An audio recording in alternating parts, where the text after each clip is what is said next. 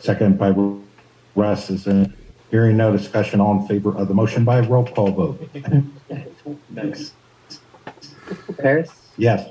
Vice Chair McLaren? Yes. Director Bryden? Yes. Director Calandry? Yes. And Director Urosic? Yes. I'll pass. Motion's carried unanimously. We're now on public comments for non-agenda items. First, we'll go out to Zoom World. Anybody out in Zoom World want to make a public comment on a non-agenda item? Hearing none, is there anybody in the public who would like to make a comment on a non-agenda item at this time?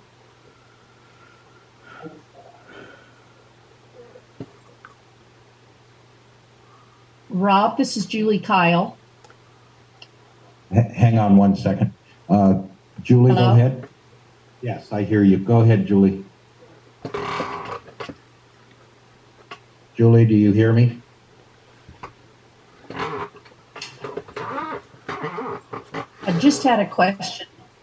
Yes, I can hear you. Good. Go ahead, Julie. I just had a question.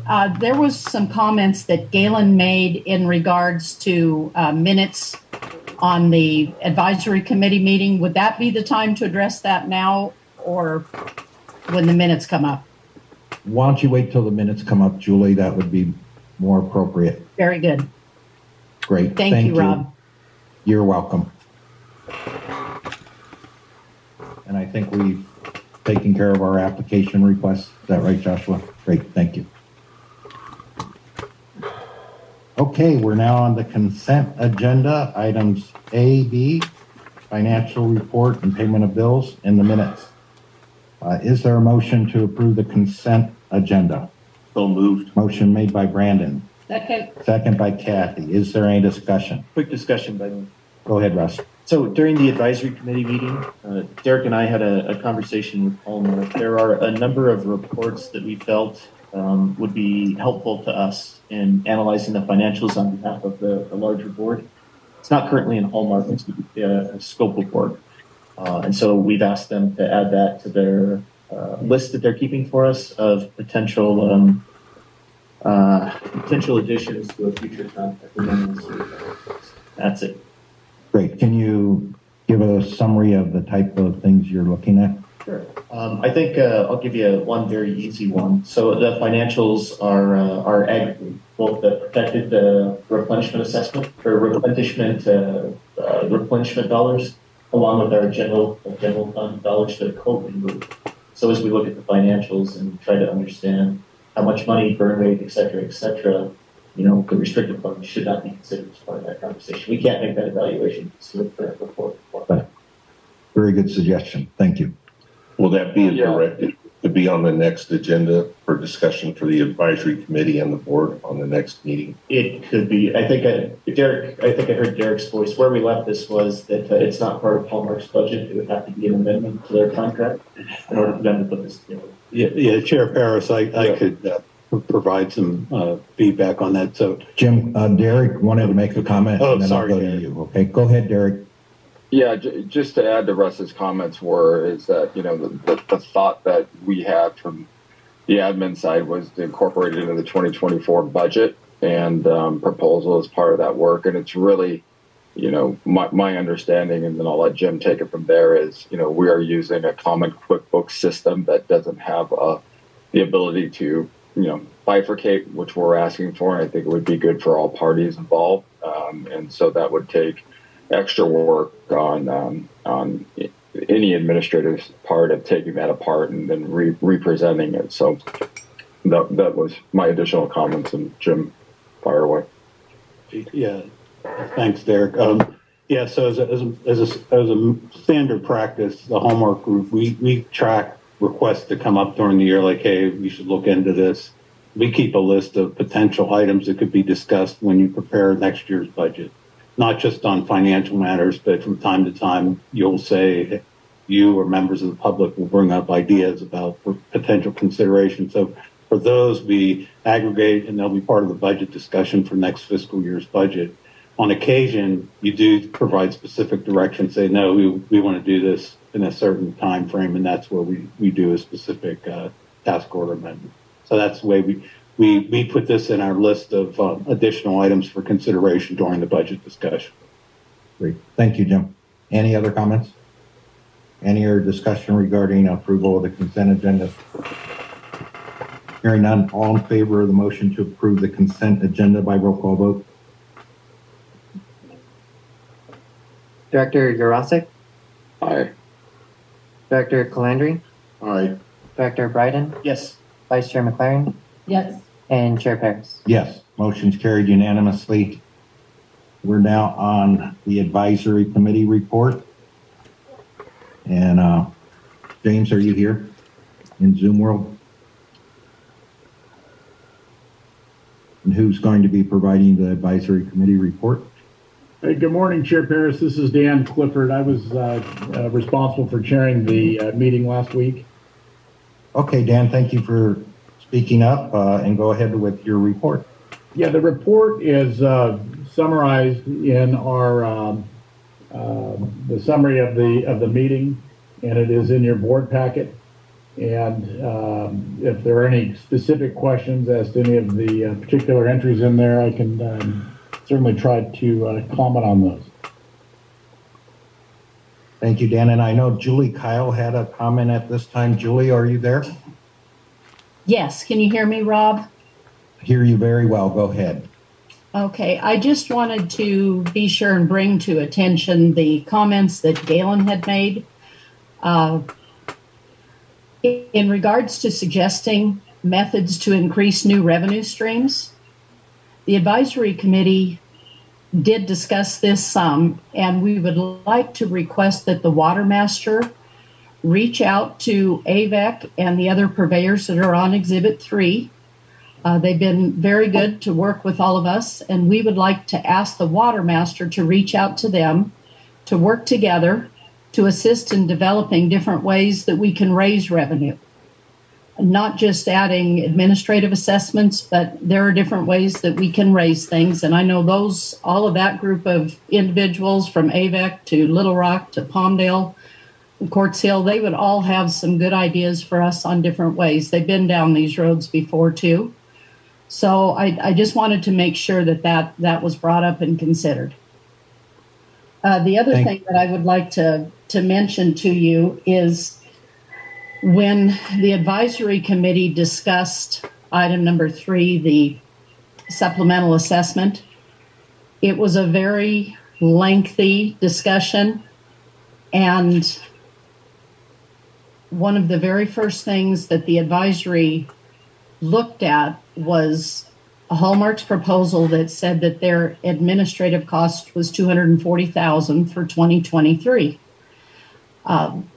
That wasn't the not to exceed number, so that stood out to a lot of people right away. At the advisory level, we did not have an explanation of that breakdown. It was given at the administrative level.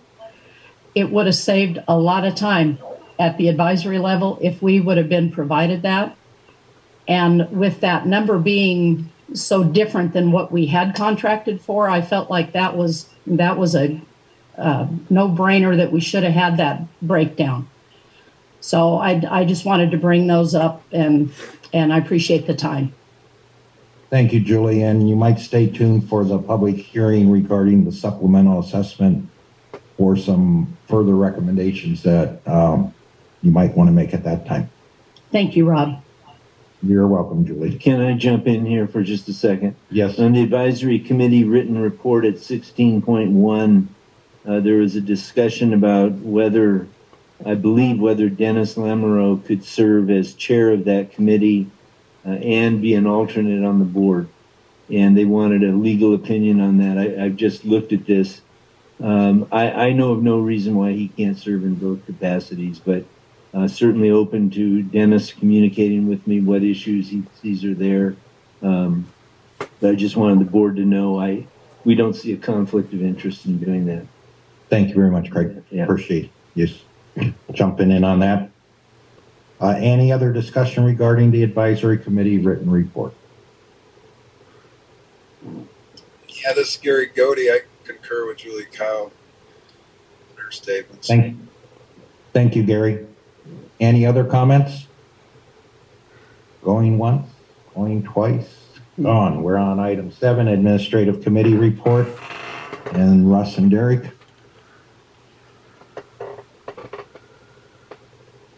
Derek, as always, I'm okay with Hallmark providing the update on this. As well. Go ahead. Jim or Joshua? Yeah, we presented all the material that's presented before you here today. If there's any specific questions, we can definitely dig into those details. But in regards to Julie Kyle's comments, we did take the comments provided by the advisory committee and spend a little extra time in preparation for the admin committee. Similar to what we did for the board meeting, we took the comments that the admin committee provided and incorporated that here into the board meeting.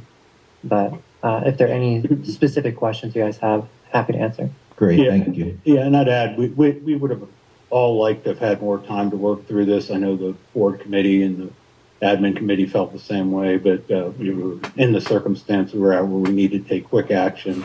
And there was a board decision to avoid some of the costs associated with outreach and back and forth that eliminated that opportunity, and we're at where we're at. Great, thank you, Jim. Any other discussion? Any other comments regarding Administrative Committee Report? Hearing none, we're now on public hearing to consider 2023 supplemental administrative reception. And I think I can just call this meeting to order myself without a motion. And at 10:16, I will call the public hearing to order. And the purpose of the hearing is approving the Alibi Watermaster 2023 supplemental administrative assessment. And at this time, I have a presentation and statements by staff. Thank you, Chair Paris. If we could go to the next slide, Josh. I think we're going to walk through the background on this item and then walk you through what the staff cash flow evaluation would be as directed by the board at the last meeting, and then come up with a recommended assessment. So we began this discussion. It really is appropriate to consider what was action taken at the December 27th, 2022 special board meeting. That's where the budget was adopted and the potential need for an assessment was addressed, but also understood that this year's budget was operating in a deficit.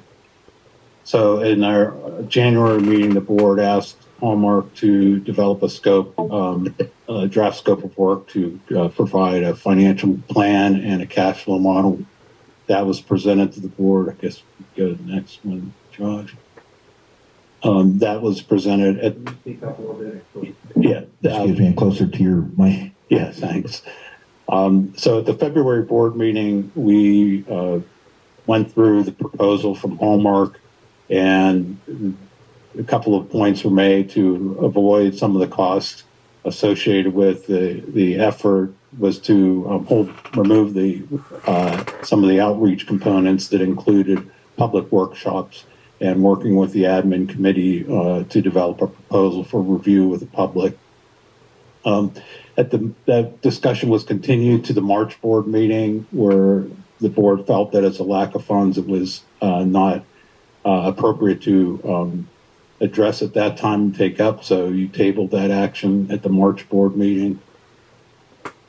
At the April board meeting, the Hallmark Group reported under the financials that we would be potentially in a deficit cash position for the Watermaster as early as October, but definitely by the end of November, based on the projections and assumptions on expenses to date and anticipated expenditures for the rest of the year.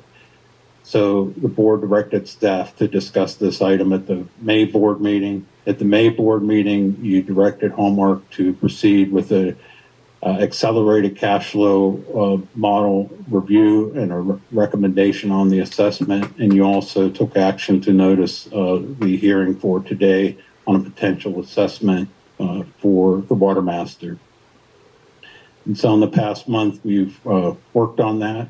We've worked on the assessment. And again, this cash flow projection that we're going to go through next has gone through was developed internally by the Hallmark Group in consultation with Todd groundwater and legal team to get input on their projected expenditures for the remainder of this year and also some input into next year. So that's again, because of the expedited nature of this effort and the need to take action at this board meeting, we did not have any back and forth with folks.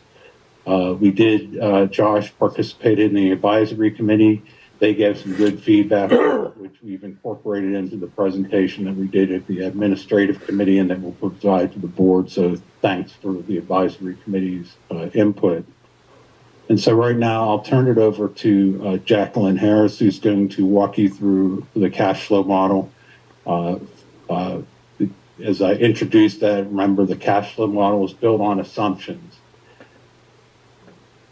Take a deep breath. It's our best estimate of projected expenditures. This effort was done focusing on the immediate need to determine what, if any, supplementary assessment is needed for this year, and then also to begin projecting what might an assessment look for the next year.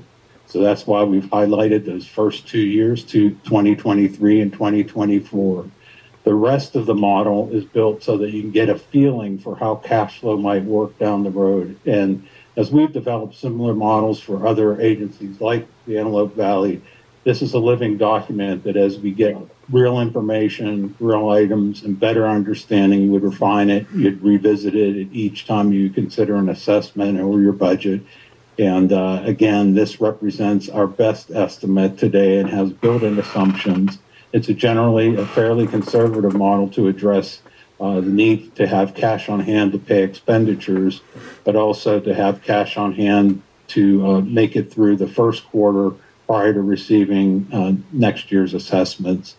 So with that, I'll turn it over to Jacqueline Harris. She'll walk you through the nuts and bolts of the model. Our recommendation is let Jacqueline go through the entire model and then address questions at the end of her presentation, Chair Harris, if that's okay. Thank you, Jim. And Jacqueline, go ahead. Good morning. Jim covered a lot of material with respect to the effort involved in the development. I would just like to reiterate that we certainly would have liked to have these ad hoc committees where we had input from people who had far more greater years of knowledge managing the Watermaster. That would have certainly been helpful for me. But again, I want to also bring your attention, as Jim said, to the years 2023 and 2024. Those are the years that are the most accurate and the most critical to focus on, as this is a working model and would be adjusted at a minimum annually when the budget is prepared, but even as often as quarterly or biannually to work through as more information becomes available. I began the model determining the cash uses, and that informed the required cash sources. The fixed assessments in 2023, there's a lot of figures in that are with respect to revenue that are already known. The assessments have gone out, and so the revenue is exactly as stated. For example, fixed assessments at $356, variable assessments at $40,000, imported water return flows at $88,000, application fees. That one is a little bit of a projection as we're not through the year. We're still getting applications. Late payment penalties certainly could be assessed, greater assessments for additional receivables that are outstanding, a little bit of margin there for potential additional revenue, and the USGS cost share, which has been billed and paid by the cost share entities as of June. So those numbers are fairly sound. We'll come back to the fixed assessment supplemental that is proposed. With respect to cash uses, the $240,000 for contract administrator I will address that right away. Josh, if you will move to that slide to show how we arrived at that number. Hallmark Group had a not to exceed contract for $165,000. The board approved Hallmark Group's amendment number 2 for fiscal management services, which was the development of this cash flow and a rate fee and fiscal policies for a total of $13,000. The board also approved Hallmark Group's amendment number 3 for prior audit issues for $8,150 for a total subtotal of Hallmark's approved scope and cost of $186,200. To be conservative, I used AVEC and PWD's approved budget of $20,000 to add to that amount. That was essentially transitional support for Hallmark Group for the administration of the Watermaster.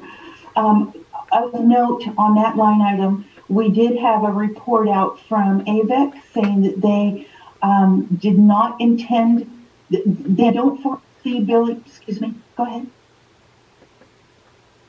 Okay. That they do not foresee billing anything, any more additional unless something comes up. And I have not received invoices from AVEC or PWD for several months. To date, PWD and AVEC have only billed $3,534. So there is a potential remaining budget adjustment and cash flow adjustment, of course, of $16,465 to that line item. So that brings us to the subtotal approved of $206,200. Hallmark Group is proposing amendment number 4 for the supplemental assessment, $5,450. To date, Hallmark has approximately $8,100 in out-of-scope work that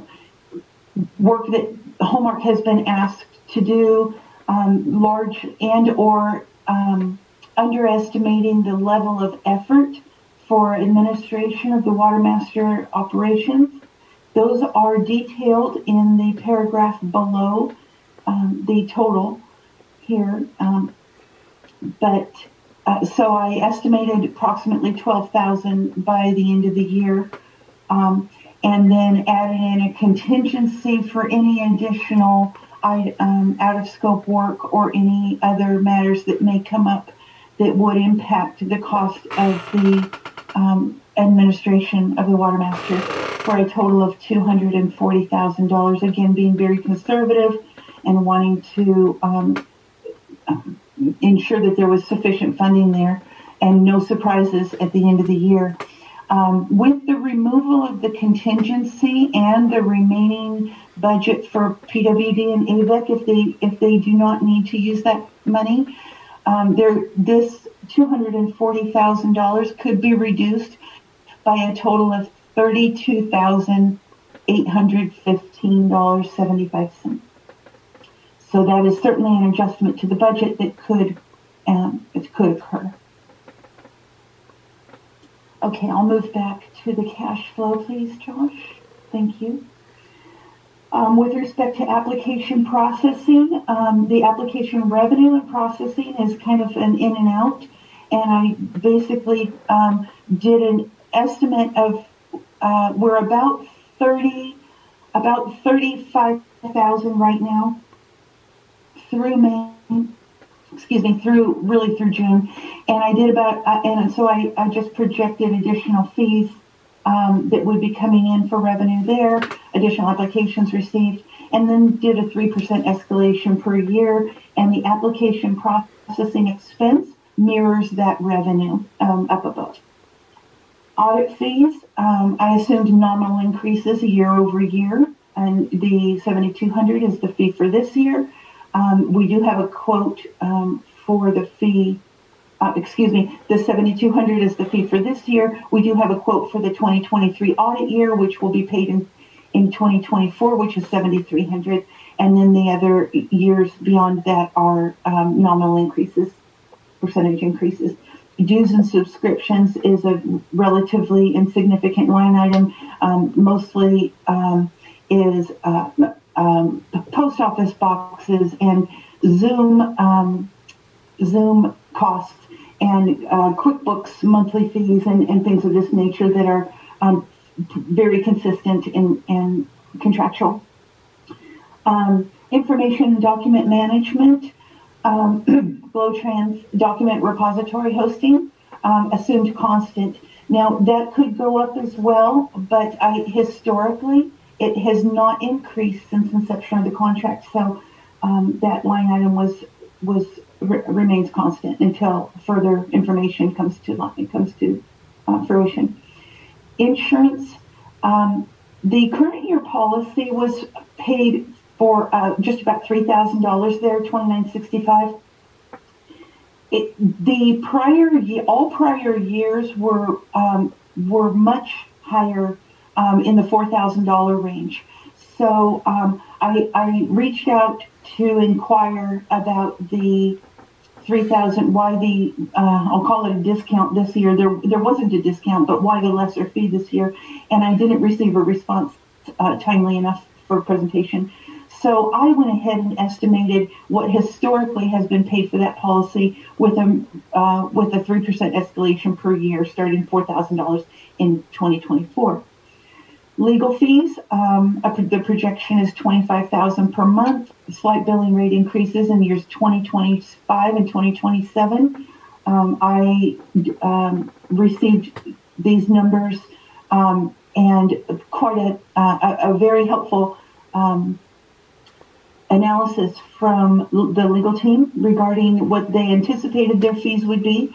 Obviously, legal fees are always a wild card, as we don't know what litigation may come up within the Watermaster. So that is certainly a line item that would need to be addressed every year and reevaluated based on current litigation.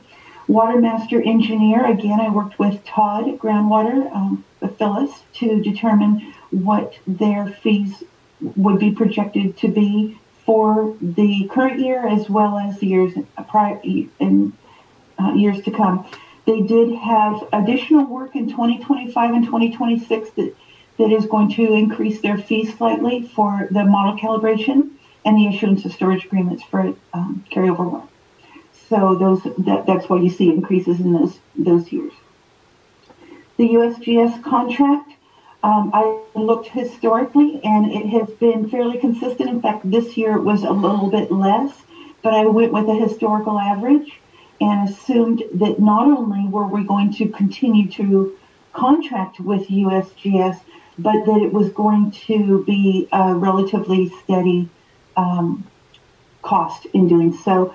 Again, you'll see the cost share component up above in the revenue section, which would net that amount, the $72,000 net of the $54,000 cost share. And the assumption also is that the cost share continues. Printing and postage is nominal there and consistent, and that is a historical average. There is currently in 2023 from years 2018 to 2022, there's an additional approximately $40,000 that needs to be transferred into the money market for restricted funds from replacement water assessments.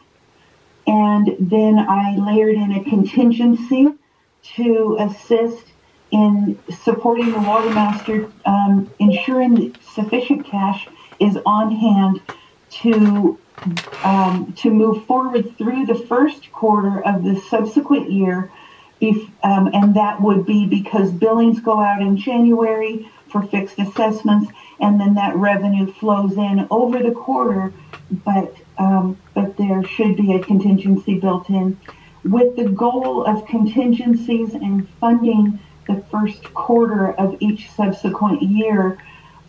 Cash reserves are my goal was to have approximately $25,000 a year in cash reserves. As you can see, that's generally the average. and there is a 30% escalation on that Q1 reserves just for the increase in fees, legal fees, all fees used in the cash uses categories. After I completed that exercise, I determined what the adjusted cash at the end of the year was, and it was obviously negative. And that's what dictated the $375,306 estimated supplemental assessment that is recommended in order to cure the cash deficit. That is a $5 assessment on fixed production rates per the judgment. It is an estimate of what will be collected. And again, there is a contingency of $50,000. Part of that contingency would be used for delinquents or non-collectible, uncollected assessments. So but again, 2023, the figures there are, with the exception of some adjustment for the contracted administrator, there is not a lot of wiggle room left in the 2023 column with respect to the numbers presented. That informed 2024. I just want to wrap up my presentation here with the assumptions that were made for the variable assessments and the imported water return flows. There was definitely some a significant amount of comment on those. The exclusion of variable assessment revenue in the projected cash flow for the years 2024 to 2028 is a very conservative estimate in consideration of ramp down ending. And the following underlying assumptions: it is assumed that parties will pump and or use less water because non-ramp down water will be very expensive, and or certainly far more expensive than it has been. And water transfer requests will continue to increase as parties utilize transfers to mitigate overproduction. Replacement water assessments are not contemplated in the cash flow analysis, as those assessments are restricted for replacement water purchases. So those are not contemplated. You can see here in the graph that the variable assessments in light blue continue a steady decline during the ramp down period, ramp down ending, of course, 12/31/22. And as as those variable assessments and ramp down continued, the water transfer application fees continue to increase. And I expect that trend to continue. That is the assumption in this cash flow. Imported water return flow assessments, as you can see, they remain fairly constant, and so that is why I continue to leave them in the budget as a fairly constant number. If you'll go back to the cash flow, please, Josh. Thank you. And so with that information, now at this point, everything is populated with the exception of what will fixed assessments need to be for the years 2024 to 2028 in order to maintain an adjusted cash balance at the end of the year, not at the end of the actual year, but at the end of the period at which needs to be funded, which includes that first quarter of every subsequent year. And that's what informed what the fixed assessment would need to be for years 2024 to 2028. And so you can see above that the rate $9, $10, $9, $10, and $10 again in 2028. Those numbers could change, absolutely. The 2024 proposed rate in this projected cash flow could change before the year is over. We will have better information with respect to variable assessments in the, as the 2023 production reports come in, and that will inform a better decision about the remaining years, 2025 to 2028. But that's not going to that's coming. Those are coming in too late for the determination of the fixed assessments, which need to go out in January. With that, I believe I've covered the majority of all my assumptions and how the cash flow is laid out, and if there are any questions at this time. Jacqueline, I've got three. The first one, the money market account. What interest rate are we getting on the money market account for the restricted funds? About 1.2. It's about $20 a month. Okay, and then also, do you have a breakdown that shows what we're spending on the different meetings as far as cost goes for the administrative, the admin, and the board meetings? Do you have anything that can reflect the cost breakdown on those for us? No, I don't. I don't have those numbers, and I'm not sure that I certainly don't have them right now, obviously, but I'm not even sure that information is available. We're getting billed from you guys for it, so it's got to be available somehow. I'm sorry, you're speaking strictly to Hallmark Group? Strictly to Hallmark Group's Okay. cost of different meetings. Yes, I do have,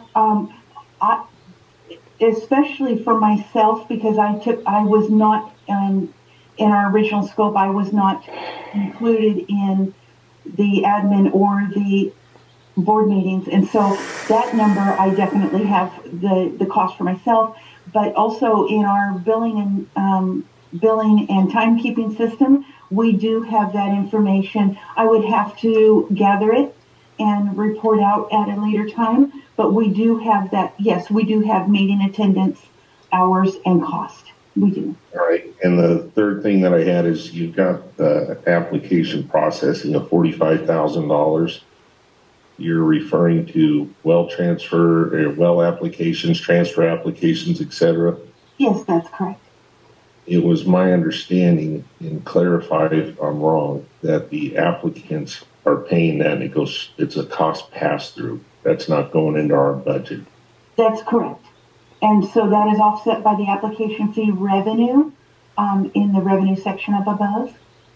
All right, just wanted to make sure I was on the same page. Thank you. Yes, that's a net zero effect, those two line items. Correct. I have questions as well. It's okay if I go next? Go ahead. I'm done. So this is the part where we open to the public. Craig, are you fine with the board asking questions at this point? Because it's yes, there's nothing that's confidential or privileged that we've talked about yet, or subject to the closed session at the end. Okay, so board members can ask questions during the staff presentation. Certainly. And then we'll move on to the statements by the public. Okay, go ahead, Russ. Yeah, thanks for that clarification. I was wondering the same thing. So a couple of questions for Hallmark Group. First, a clarification. So in the projections that were used to calculate future years' annual assessments, I want to confirm that reflects the current level of service only. So the services that Hallmark is providing now. It doesn't include assumptions of additional work. Some of the things we talked about earlier this meeting, we talked about additional QuickBook work. Previously, we've talked about the advisory committee staffing concerns. So to clarify, this projection only includes or only reflects the current level of service. Are you speaking specifically about the contracted administrator expense line item? Sure. It's a general statement. Yeah, that's correct, Jacqueline. Yes, correct. Okay, so my concern with that would be that there are a number of issues that we need to tackle the proposed assessment doesn't necessarily give us the financial leeway to do that. Something to keep in mind. The second question. Although we do have the contingency line item that could support those efforts. Right. There is contingency for emergency situations, or I suppose however we want to define it. Yes. Know how we define it, how we choose to use contingency. I tend to be much more conservative as an engineer as a factor of safety.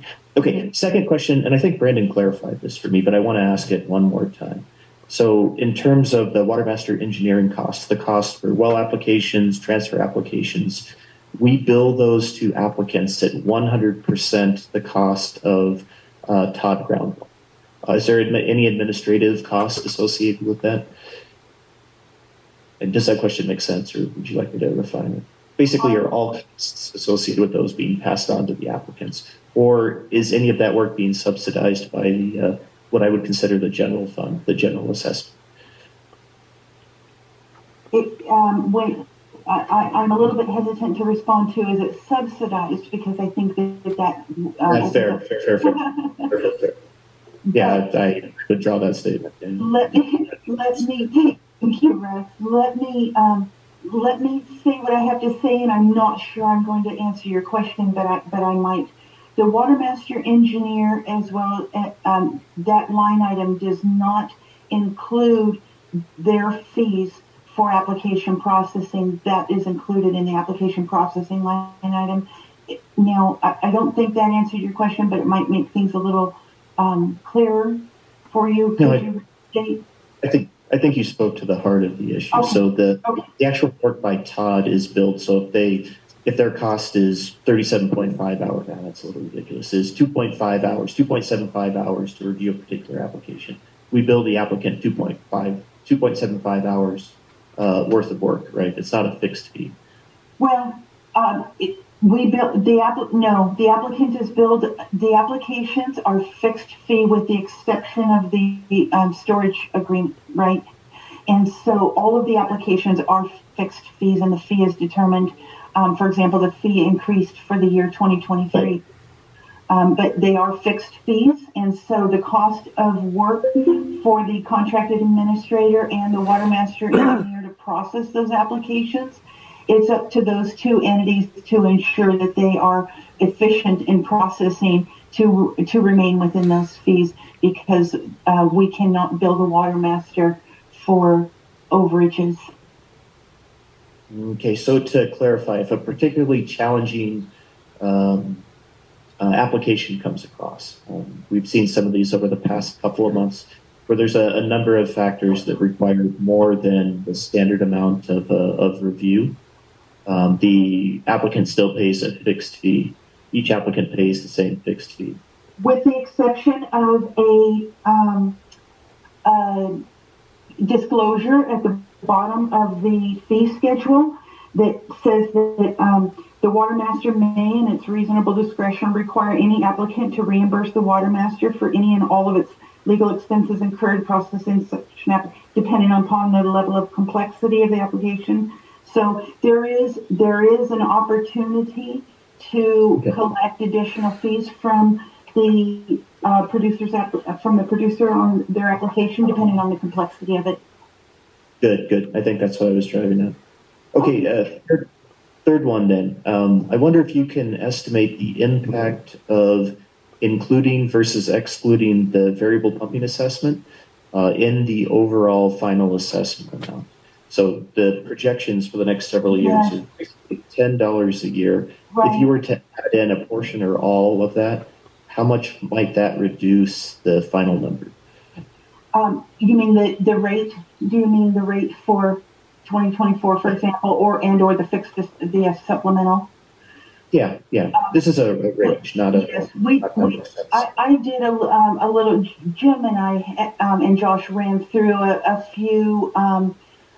few scenarios where we added in, a conservative 30,000 for variable assessments, and reduced the contracted administrator by the $30,000 amount that I mentioned earlier, and it doesn't move the mark. it brings us too close. It brought us right down to zero for 2024, even just going to, now I'm working in whole numbers as well. So, but even going down to $8 an hour, it did not cover. So the, whether, is it 8.50, is it 8.75, is it $8.30, whatever it is, I used whole numbers for the analysis, for purposes of this analysis. Okay, so we're talking pennies then. The variable assessment reflects pennies in the final number. If Fair assessment? Director Biden, I think Brian, it might be helpful for the folks to remember that the fixed assessments are based on pumping of 75,000 acre feet per year. So if you save 40,000, you get about half. Yeah. So you save 50 cents on the assessment, maybe. But so you're talking about that's the multiplier of your assessment, 75,000. Okay, thank you. Thank you, Jim. I had failed to mention that the average was 75,000 was 61. And then final question for me, at least at this time. Legal fees. So we've spent an awful lot in legal fees recently. I think that's been a big driver in how quickly this snuck up on the group. What is the likelihood of us recovering attorney's fees? That now we are in a closed session, a different level. It's okay. But I will tell you. Wait. Craig, can she answer that question? Yes, please. I'm sorry. I do. Wait, Jacqueline, I need to see what. To the extent there's a discussion that we're going to have about the recovery of legal fees from current litigation, we're going to save that for closed session. Okay. I think I can say something that won't get us in trouble. We didn't include recovery of legal fees in the model. Mm-hmm. That's excluded. On the line item, it says total cash available. You'll see an assumption and a note out there that says potential cash source not included in analysis, recovery of legal fees from pending litigation. So while that is, it is out in the atmosphere, it is absolutely not included in this model because there is an unknown. Yeah, fair. Understood. Okay, that's the end of my question. Great. Thank you, Russ. And Kathy, anything? Oh, just so Derek also has a question. I'm sorry, what? Derek online also has a question. Okay, Just thanks. Kathy, do you have anything? You got some of my questions. Okay, great. Derek, you have some questions? Sorry.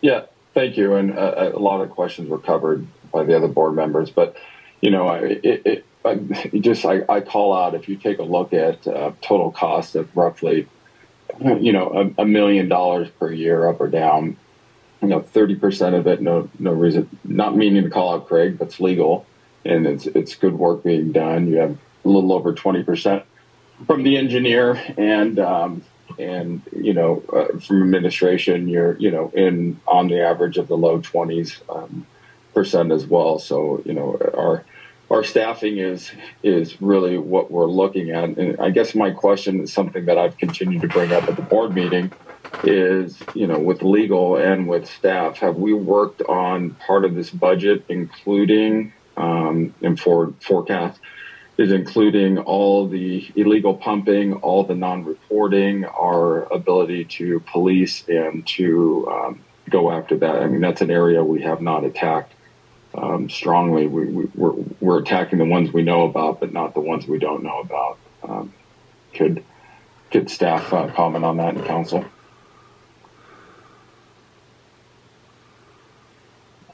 Did you understand the question, Jim? Okay, go ahead. Yes, I'll start, and Josh may add, and Craig, but we haven't included any significant effort in recovering funds or administering the non-reporting or illegal pumping in this cash flow. We'd have to adjust that. And the current existing litigation or anticipated litigation does not deal with illegal pumping. So we'd have to do a forecast of that and make a decision where resources are going to be put. And to add on that, Jacqueline, please correct me if I'm wrong, but most of the non-reporting are very minimal amounts of money, so it wouldn't be a significant amount if you were to recover all the new production. That is not reporting. Well, we don't know what we don't know, right? So what we have seen from people who are what we have seen in Homework short time is application or production reports that have been received for people who haven't reported it in many years, is they have almost all been zero and or very, very insignificant. So, but we don't, again, we don't know what we don't know. We don't know who's out there that is maybe a potential. Just a word of encouragement. On page 111 of the board packet, and Derek, this is will bring joy to your heart, is a proposed amendment to the rules and regulations, really putting some teeth into dealing with people that don't report new production. The board has seen this, and there's going to be a request that we have a public hearing on it in July. But it should get the word out that if you don't do reports, you very clearly are going to be invoiced for your full production right. And I think that'll get some attention. And I want to go back. I want to make sure we are monitoring people when they are not reporting before they're doing transfer applications, new point of extractions, or anything of that kind, correct? Yes, that's correct. Yes, Joshua and I coordinate on not only have they filed their production reports, but that their account is otherwise in good standing order. Okay. And I had a few questions for Jacqueline. I'll start with, you made a comment that we're going to have more costs when we get, for the Watermaster engineer, when we get to the storage agreement carryover for bank water. Have we anticipated charging fees when we get to that point for those storage agreements to make up any costs? That is not contemplated in this model. I would like to get more information on that, because I certainly could. I don't know the mechanics of that. And Phyllis, you're on the line. What year do we start the storage agreements for carryover water? 2026. 2026. And have you done any assessment of what the additional cost to your group will be? Just a little bit for purposes of Jacqueline's budget, and you can see there's a little small percentage there increase. I think it's about 5% or something like that. We're not 100% sure exactly how the board would like to proceed, but we need to come back to you with some options, and that's what we're thinking about now. Okay, great. And then another question that came up from the AVEC board was, currently when we have replacement water, the state water contractors are reimbursed to provide the replacement water. But I don't think we're making any assessments for the time, effort that we're involved in this replacement water work. So is that an additional place that we could look at fees when replacement water is provided per acre foot of replacement water?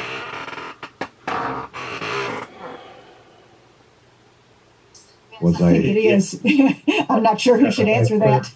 Yeah, so we use the historic practices is that the Watermaster has not been charging any administrative costs. Just right. It's a pass-through with no administrative costs associated. So you could elect to add that when appropriate. My understanding. Yeah, we want to look at the rules and regulations and amending them. Would we have to amend, or? My suspicion is probably. So we went through this in February. We would have to amend it based off of what we were told in February, Craig. Then we have to amend it. Yeah. Well, and I'm guessing, and we're just ready to go to statements by the public, but I hope we're keeping a list of all the things that are being brought up. And if we get to a point where we see, and I think this goes to Julie Kyle's question earlier, and I think she may be talking in the public statements, where are we looking at where we can get back fees for services we're providing that we're not charging now. And so I think as we go through this conversation, we should keep track of all those.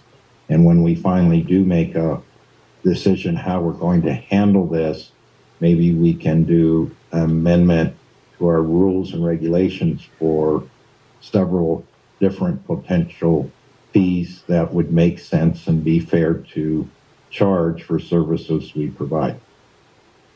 So Joshua, I hope you're the scribe on all this and getting these. Great. Any other questions by the board before I move to statements by the public? Are we going to be able to get these things on the agenda for further discussion and possible action items for some of these ideas sooner rather than later? I think we have to wait to see what happens after our public hearing. Okay. Okay. Any other questions by the board for Jacqueline? If not, No questions. Just the fact that brought up two important things that we do need to look and get ready to be prepared what we're going to do with the storage for carryover water, as well as the dreaded compliance that has always been put aside in the back burner, that somehow we've got to work that in to even the small ones. We should be doing something, because I think that is a point of fairness to those, even if they're small, that have been paying and doing things in good faith. great. Thank you, Kathy. Okay, now we're moving on to item 2 in our public hearing presentation and statements. Item 3, statements by the public, and we'll start with Zoom, the public on Zoom. And if you could state your name, and before you start talking, state your name. And if I have several people at the same time, I'm going to take the name I hear first and ask them to speak. So don't speak until I address you, please. So, public out there, do you have any statements by the public for this public hearing? And Julie, I know you may want to add some things. Are you out there, and would you like to comment? Julie Kyle. Okay, I don't hear anything from Julie. We have Stan Powell on the phone ready to make a comment. Okay, great. I'm not seeing the hands up. Are you seeing the hands up? I do on my screen, yeah. Okay, so if you just let me know, because I'm not seeing it. Stan Powell? Yes, Stan Powell with the City of Los Angeles. And I wonder if I could ask if the table projected cash flow could be put back on the screen. Can you see, Stan? Yes, thank you very much. I provided written comments at the advisory committee, attended the admin committee, but didn't fully explore this. But I remain concerned about this table. And so I'm going to try and be as brief as I can, but I think it's a significant point. And before I get to the numbers, I want to explain my understanding of our admin assessment. The admin assessment applies to production rights based on the amount of the right in general, and it also applies for some folks on the amount that they pump. That includes the Federal Reserve right that gets charged on the amount pumped. That assessment also applies to the imported water return flows. So I have interpreted what we've been working through here all along, that when we're going to have a supplemental assessment of $5, that $5 will apply to everyone who is subject to the admin fee. I don't disagree with you, but that is not what the model represents. the model represents just the fixed assessments for the production rate. Therein lies my concern. So for 2023, if we look in that column, I believe those numbers are appropriate and correct. And I think what we see in column 23 tells us that we need a $5 assessment to cover our costs in 2023. My problem is in 2024. If we increase the assessment by $5, the variable assessment in 2024 will not be zero. It will not be $40,000. It's going to be more like $80,000. And that's going to be determined by applying the new admin assessment rate, the $5 we're under now, plus the $5 supplement, to the imported water return flows. I think it is far overly conservative to assume those would be zero. I think almost all that water will be used between the United States and the Exhibit 3 parties. So I think we're missing significant money there. Also in 2024, for the imported water return flow assessments that have been averaging $90,000 a year, that $90,000 a year has been reflecting $5 an acre foot. And if we basically double that rate, I think we should expect to see $180,000 next year. So I think there's a lot more money going to be coming in 2024 from the supplemental assessment. I'm particularly concerned. I did want to confirm that the intent is this supplemental assessment will apply to everyone subject to the admin assessment. Because if that is not correct, that is a problem. That means folks with production rights that pay the fixed assessment are carrying the burden of the admin costs, and those with imported water return flow rights and variable assessments are not contributing. And I don't think that's the case. I just want to be totally clear on that.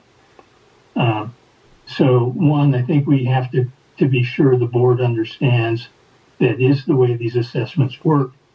And two, I think the board needs to understand, at least in my view, that this is probably an overly conservative view of how much revenue this brings in.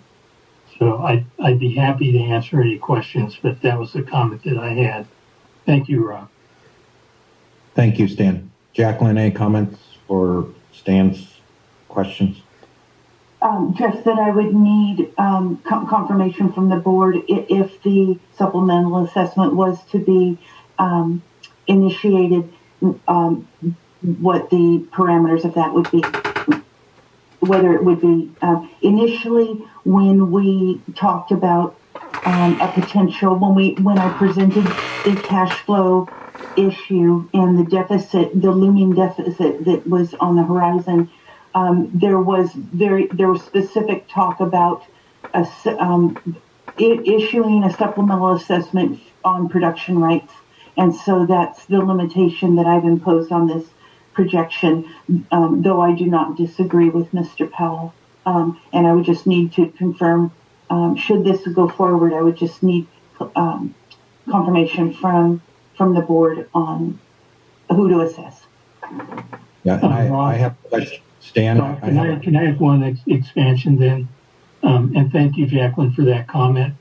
Stan, but included in our... Stan, can you hear me okay? Yes, can you hear me now? I can hear you. Can I ask you something before you make a comment? Okay. Yes. My understanding that your question is, does the supplemental $5 assessment for 2023 include the variable production and imported water return flows? Is that what you're suggesting? Okay. And I want to make sure, Joshua, you get that, because I think that's very important. And now, Stan, go ahead with your final comment.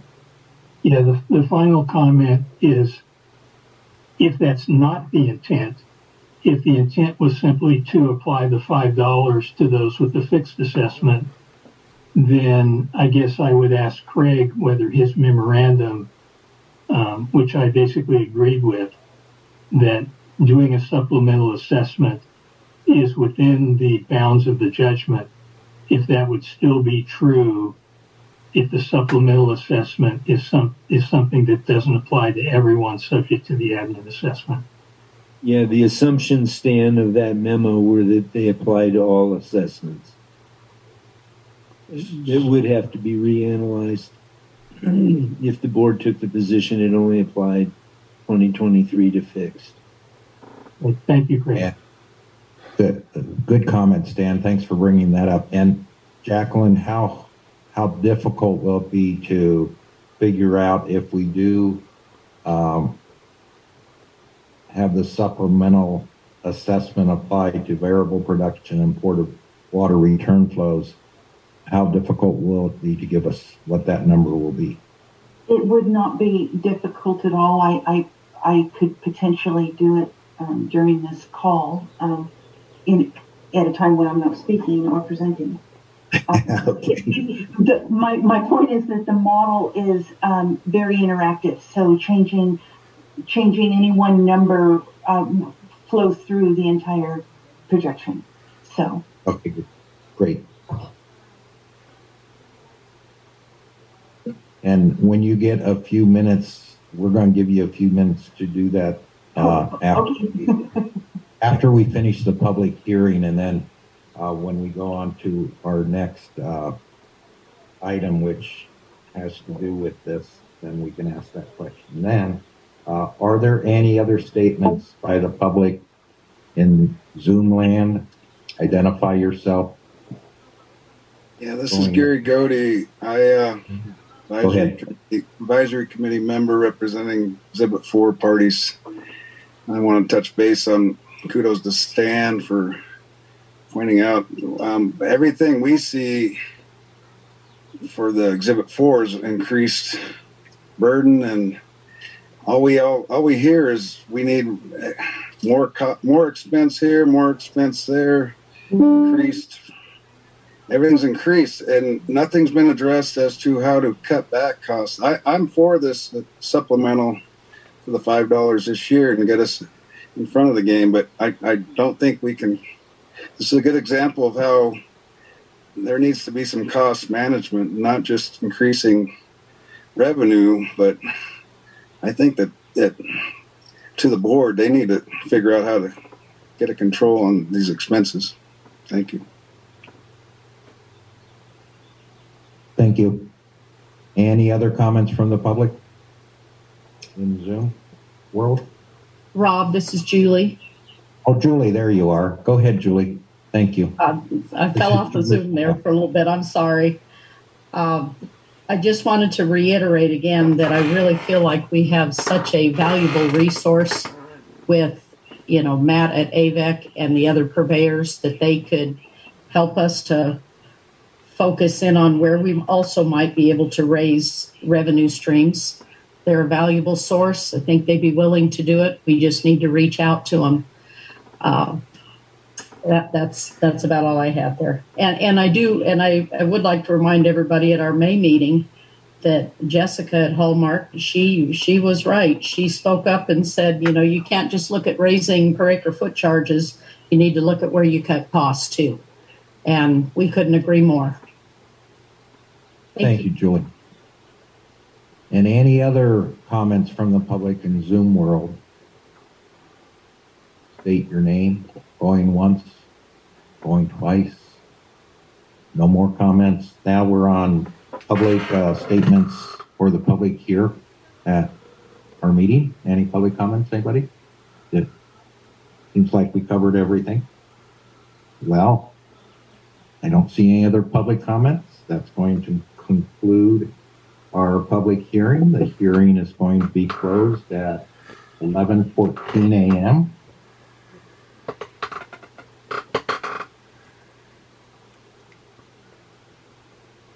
And then that brings us to item 9. Before we go to item 9, I'm going to take a 5-minute break. that should give Jacqueline plenty of time to figure that out and also give everybody a restroom break or water break or whatever break. Very generous of you. Thank you. And we'll be coming back right at 11:20. Some impediments. Meeting's back in order. Derek, are you on the line? Derek? Unmute Derek. Can you get Derek back on the line, Holly? Yeah, I am on the line. There you are. Great. Thank you. I knew you were on the line. I just didn't hear you. Sorry. So this brings us to item 9, consideration possible action to approve 2023 supplemental administrative assessment. And staff, do you have a presentation or recommendation? Chair Paris, I think it's a very short memo in your board packet recommending a $5 assessment based on what we presented, unless you'd like to hear Jacqueline's update.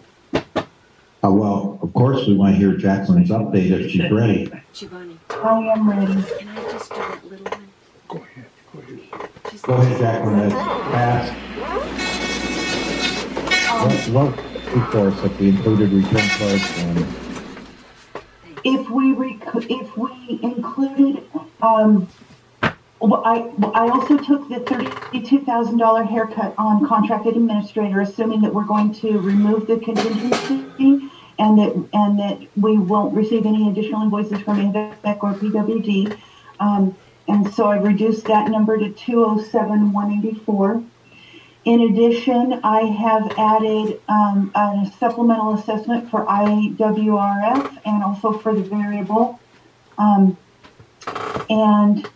in doing so, I'm just double checking all of my work here, and ending the year with 37,000 versus the 26 that you see on your screen. If we assess the other two categories, we can get down to $3.5 per acre foot.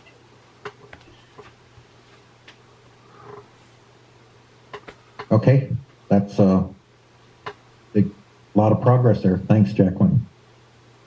And thank you, Craig, Mr. Powell.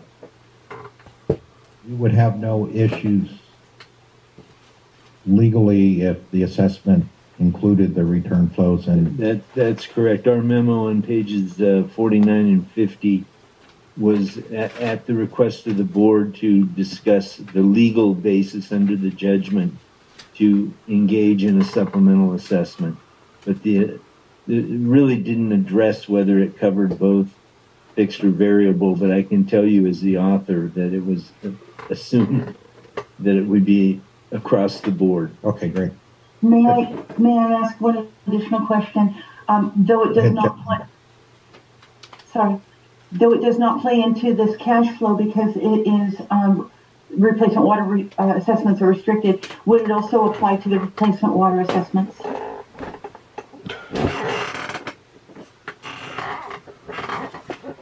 That was something I had brought up, Craig, is in the future, can we assess a fee for replacement water? My inclination is to say yes, that is available to the board to do. The question is, have we appropriately given notice of that? Can we act on that today? And okay, I mean, it hasn't been raised in the discussion of the assessments. And I would say, obviously, we can't go backwards. Yes. So it wouldn't really be a supplemental assessment. It would be going forward.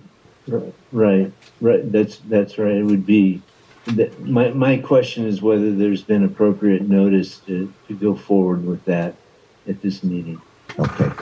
So we might need another public meeting to talk about that specific item. About that assessment, I agree, yes. Okay. Rob, you're talking about, I want clarification, you're talking about adding on a fee to the replacement water. to cover administrative costs. Correct. No, not to cover February meeting administrative again. costs. I will refer back to our February meeting again where this was raised, and we were told we would have to amend our rules and regs back then. So I would like Craig to take the time to research it and come back. Okay. And my question, if I may just want real quick, because we are funding the administration of the Watermaster, the assessing a supplemental fee on the replacement water assessment acre feet at the same time would be a separate issue because obviously that does not feed into those funds do not support the administrative budget. So I just want to make sure that we're all on the same page with respect to clarity there. Yeah, I think we're combining a few things. We're Yeah, combining yeah. the supplemental assessment with how we can raise additional revenue, and I think it's probably looking forward to what our fees will have to be next year versus this year. So, but it's a good discussion to have.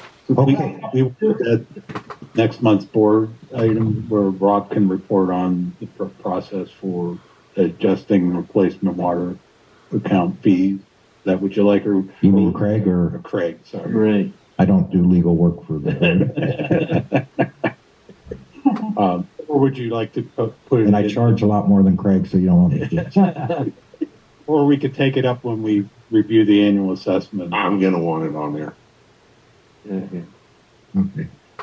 Sorry, Craig. I meant your public service rate, not your private rate. Complaining about the results? Not at all. Consideration possible action to approve 2023 supplemental administrative assessment. What's your pleasure, board? I have some comments before we get going. I want to make sure that I understood something, and I like those comments. So, Jacqueline, in your quick recalculations, which I'm super impressed with, thank you. So we're talking about equity return flows, I think. But did I understand correctly that part of your recalculation was removing the contingency, bringing that into general revenue? No, I just, Josh, will you bring up the contracted administrator? Yes, thank you. In this, all I did was adjust the $240,000 line item by $32,815. I reduced it, and I reduced it for. Understood. Okay. Yeah, so I reduced that line item, and then I just added in the variable and imported water return flows, both as supplemental at $350 per acre foot. Yeah, my brain skipped on that. Thanks. Okay, so a comment. So to me, from where I sit, I think it's really clear. In fact, I don't see any data anywhere, no discussion that came up today that contradicts the finding that our cash on hand is going to zero out pretty darn quickly over the next couple of months. So it seems like, again, from where I sit, we all agree that something needs to be done immediately. It has to be generation of revenue. We can't cost save our way out of the shortfalls for this year. So an immediate infusion of cash. I think that we're all in agreement on that. And I'm glad if I understood correctly, I'm glad the advisory committee agrees on that. Beyond that, I'm concerned that some of the items that we discussed, variable pumping and some other things, didn't seem to move the needle as much as I thought that they might. And so I have some concerns. So this was a very expedited process. We moved really quickly, very, very quickly. And I'm concerned that maybe we didn't have enough time to achieve the level of discussion and brainstorming that I think that this issue deserves. In fact, I think the supplemental amounts and really subsequent years' annual assessment amounts wasn't known, or at least wasn't discussed publicly until just last week. And because of that, I feel that there's been very little time to digest the analysis, to understand the impacts of the additional amount on each right holder's finances. You know, if I'm a businessman, this affects my bottom line, and I'd want a chance to go back and check my books to see how big an impact this would be. At the same time, I don't think we've had very much time to brainstorm potential cost-saving measures or analyze the impact of the needed increase on the annual assessment. So just not a lot of discussion on that.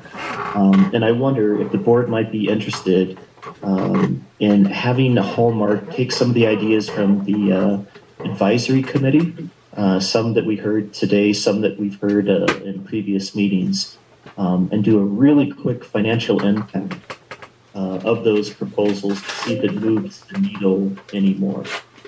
I think we've had some good discussion from Jacqueline today, but I know there's been other discussion of potentially going to every other month and some other measures.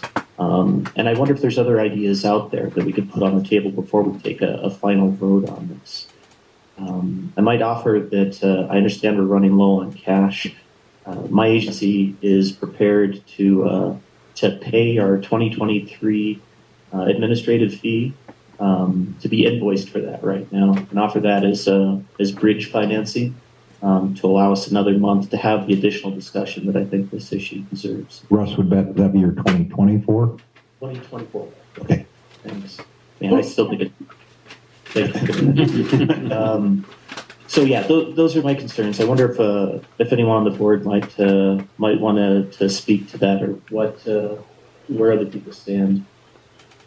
If not, I'm prepared to make a motion. I wouldn't mind, this Jacqueline, I wouldn't mind adding just a little bit more information, especially if decisions are going to be made. In addition to reducing the 2023 administrative assessment applied to fixed, variable, and IWRF to $3.50 per acre foot, that also reduced the 2024 assessment, assuming again, the rates would apply, the rates applied to variable and IWRF, and I went ahead and used the 40,000 variable assessments this year to Mr. Powell's point. I used that same amount for 2024, but I was able to reduce that. You can see in this analysis on your screen, it's $9 per acre foot. I was able to reduce the fixed and applied it to the IWRF and the variable down to $7.50 per acre foot. I did not do years beyond because I only had 4.5 minutes to. But anyway, so I just wanted to make note that the rate for 2024 went down as well. The only other thing that I wanted to add is back in May, I wanted to drill down on 2023 and the months where we are right now. My original assessment was that we would be out of money by the end of October. I've reassessed now with additional information for actuals, activity that happened in May and again in June. And right now I'm projecting that by the end of September, we will be approximately $55,000 deficit. So we have funds to get us through the month of August and go into September with about $40,000 into September. So just an update on the actual current year where we are today. Russ, I appreciate and I agree with your comments. However, I think our back's against the wall with a decision, some sort of decision needing to be made, just on the pure time it's going to take to get the funds in to get everything funded correctly and rolling.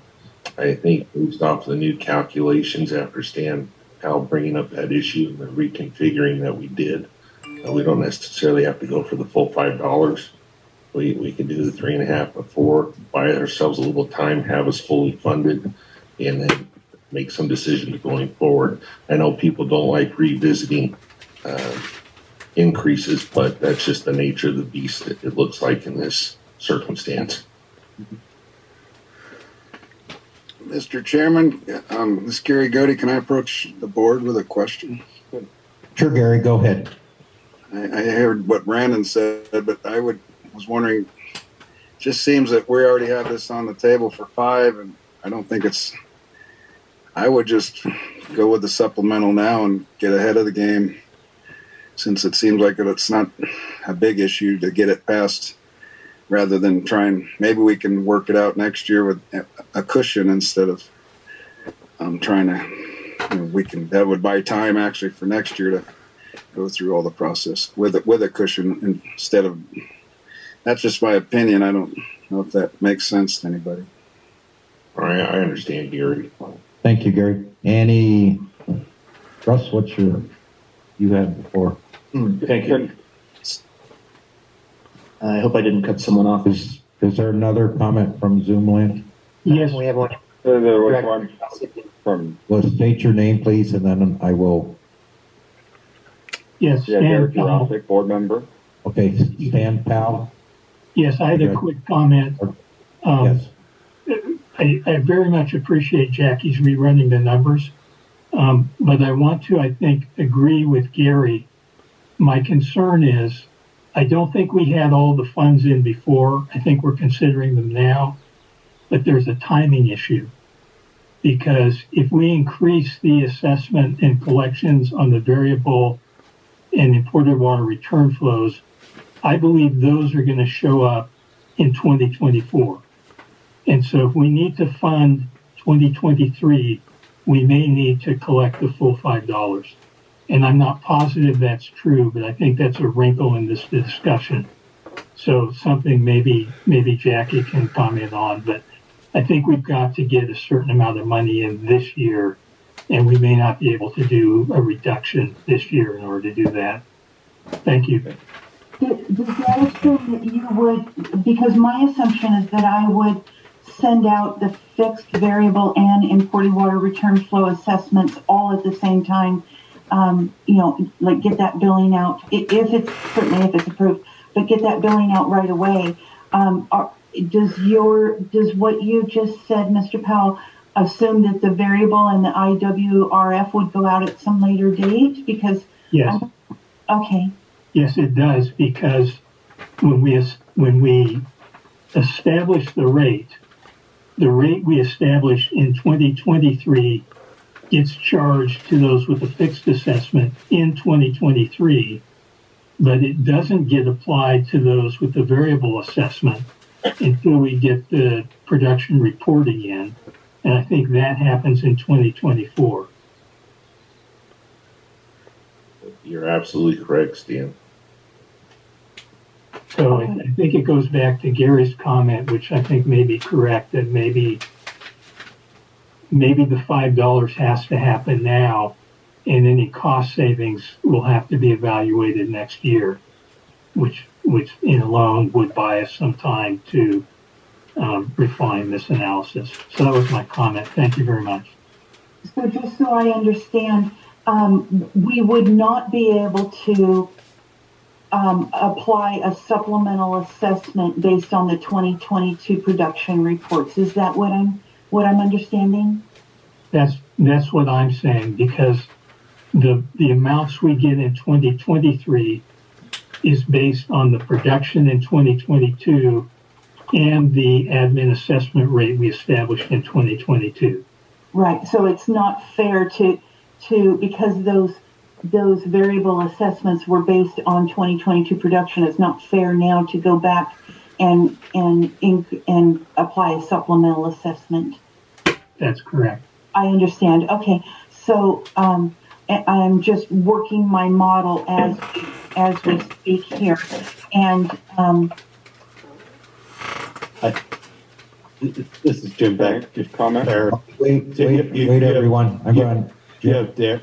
You have Director Jurasic wanting to make a comment. Oh, but thank you. Then I can add. Derek, go ahead. I'm sorry. No, it's okay. Not a problem at all. So, I guess my comment is to Russ is we need to act. I do agree with what I hear from the public as well as Director Philandry.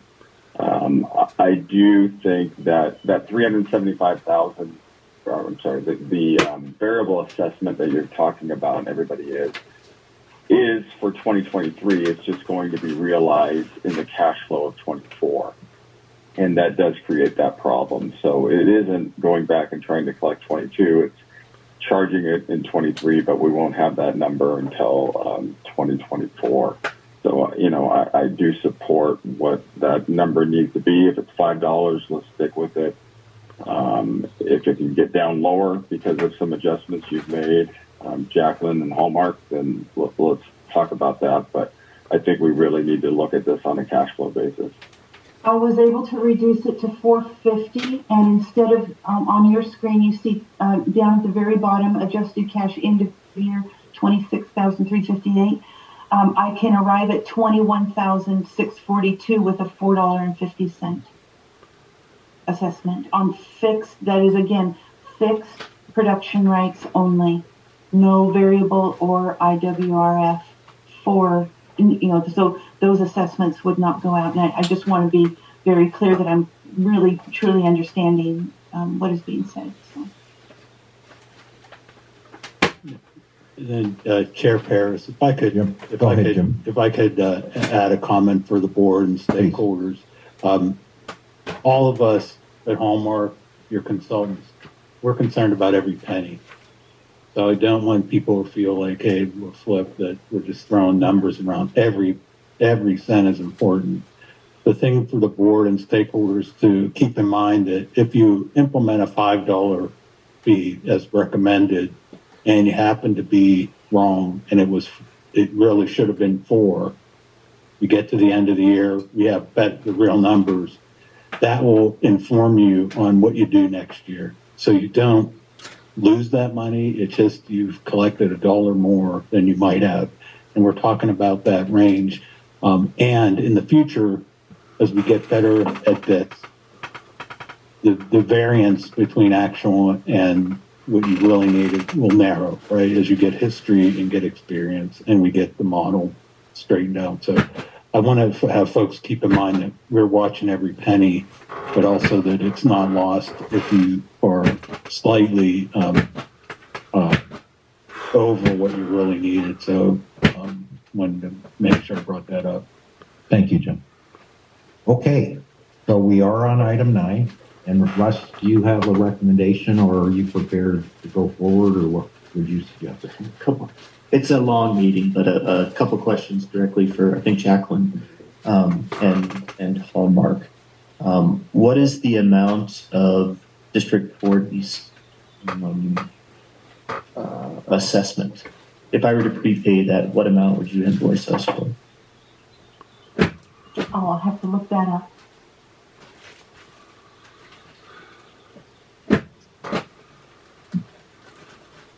Is that something you can do? Derek? I'm sorry, I didn't mean to interrupt, Russ. Is there other board members that can try to make a motion on this? I'm happy to make a motion. Okay. So this is the motion I'd like to make. The preamble first. I'm still concerned with the amount of accounting analysis that we've done just in this meeting alone. I think the number has changed 3 times, and I don't think it is a wise move to make a decision when the numbers are still in flux, when I'm not sure we fully understand all the inputs going into this. I want to make sure that when we ask people for money, we're asking them for the right amount of money. As I mentioned before, I am willing to have the District 40 prepay our invoice to give us bridge funding to allow 1 more month of discussion. And so I propose the following motion. Where did I put it? Here it is.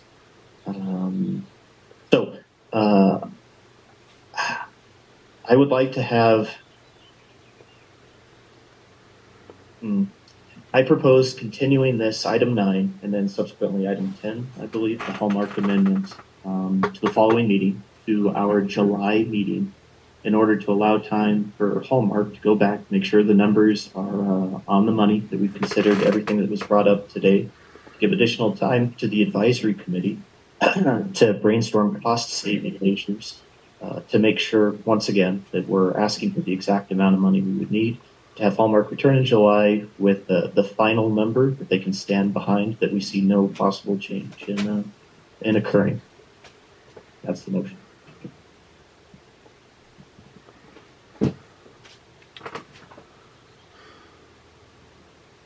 Is there a second to that motion? As the one being held to that motion as Hallmark Management, no possible change.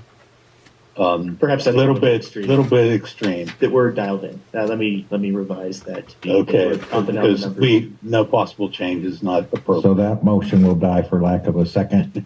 Russ, I'll give you one more try.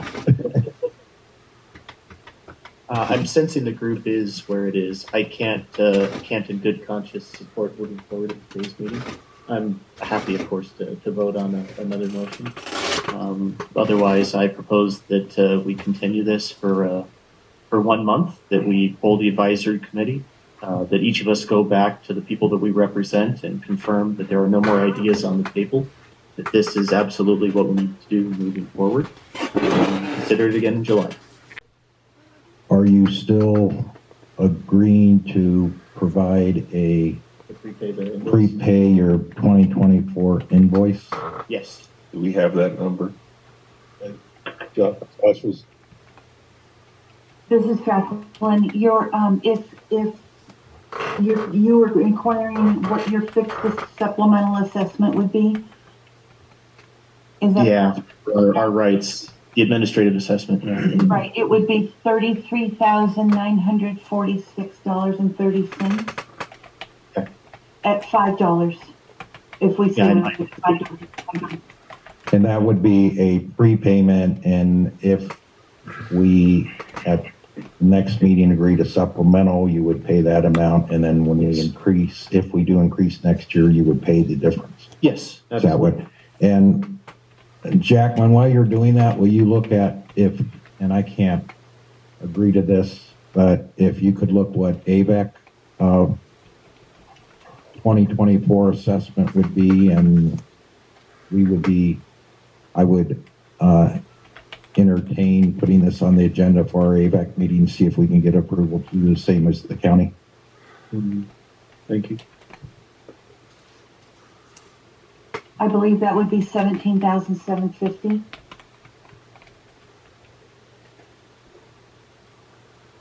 Kathy, what do you think about Palmdale? You think you could get some support there? I could definitely, because we got to make consensus here on this one. Yeah. So otherwise it dies, and that's, we're going to see a lot of those more issues coming up. So something else to think about is. So you would take the proposal of Palmdale Water District Yes, for the next meeting? I would be willing to look to Palmdale Water District also to see if we could do that. Palmdale would be approximately $13,850. If Derek could get Old House to go and Brandon could get the Calandries to go, we might make this happen. Derek. Mr. Chairman, I guess you're looking for comments. Yeah, Ron? yes, Derek. Okay. Well, I appreciate. Derek, I'm trying to build consensus here, and I heard Court Silver do this. So, my comment, and I appreciate Russ, there is, we just were told we're running out of money in August. It's June, end of June. It's July 1st on Saturday. And I would encourage this board to take action. And I don't know, you've heard it from landowners and Exhibit 4 owners that understand and carry a large amount of this fee, that they don't like it, but they're aware that it needs to get done. And so my position is, whatever we can get consensus on that fee to be, we act upon it today, and we show action as a board versus no action. I think we've spent months, since the day one that staff came on board, making us aware of this cash crunch. We continue to kick the can. It's time not to kick the can and to make a decision. So that is my position. Thank you, Derek. Brendan? Mr. Chairman, it's Gary Goody. Can I respectfully make one comment on this discussion matter for landowner rep, just while you're on it? Yeah, Gary, as long as you're going to do it respectfully, go ahead. Yes, sir. You're just going to convolute the issue for next year, in my opinion, and they're just kicking the can down the road, and you need to just end this thing and come to grips with it, in my opinion, and it's just going to make it to get it out of the way and get a cushion for next year is far greater than to try and just put this down, and that's going to make the numbers all grayer for next year. And that's just my opinion, sir. Gary, thank you for that comment. And let me, as the chair, kind of explain our situation here. And it started many years ago when there was an agreement to finalize the adjudication. And the agreement was, over my objections, is that we had to have a 5-0 vote for everything we do in this group. That means if one person votes no on something, we cannot pass it. So over the years, so far, we've gotten consensus on everything. And sometimes building consensus takes time and takes a lot of effort. And we also, some of us, our vote is controlled by other boards. In my case, I'm a representative of AVAC, and I represent the interests. AVAC tells me, our board tells me how to vote. Kathy works with the public water suppliers. Russ works with LA County. And I think everybody understands the bureaucracies involved. And we can't always get decisions made as quickly as we're trying to in this situation to get all of our boards and the people who we have to go to agree at one time. But over the years, we've been able, if we're patient, to build consensus and get things done. So if you're reading between the lines, there's likely one of our members that can't, at this point, go forward with this, and he's trying to provide a solution to get us to the next meeting so that there can be more conversations with the people we work with that make the decisions. Did I put that correctly, you think, Russ? I think you put it perfectly correctly. I'm aware of the consensus. I'm aware of it. I guess I'm reaching out to Russ on Derek's comment that I don't think we've done this as an advisory committee member. We've been over this and over this. I really stress that Russ, I stress you make the consensus work to just do the $5 and move forward. I think Derek's right, and I know I don't hold any water other than I've been involved in all the thing going on, but I don't see us getting anywhere in one more month. I really think that I reach out to Russ to change his motion and remove it, and for you, the board, to just go with the $5. And as the administrator said, it's not lost. It'll be there next year. I think it'll make it a lot easier for 2024. And that's just my opinion, but thank you, Rob. I understand what you're saying. Thanks, Gary. I appreciate it. And I appreciate your comments as well. This is Russ. I hear you. So there's two things. We have a motion before us made by Russ. And Russ, can you restate the motion before I go? Yeah, I haven't done a good job with this, but I will attempt one more time to do this. In its simplest form, I am proposing that we continue this decision to next month to allow time for additional discussion.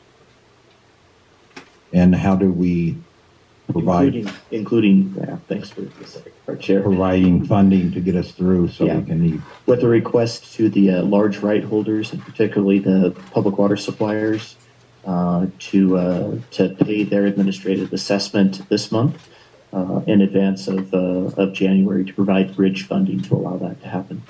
Okay, that's the motion. Is there a second to that motion? I will make a second, and I try to see both sides of it, and I know some feel it's kicking the can down the road, but if he's not going to change his motion, we can sit here all day, and we're not going to get anywhere. So, so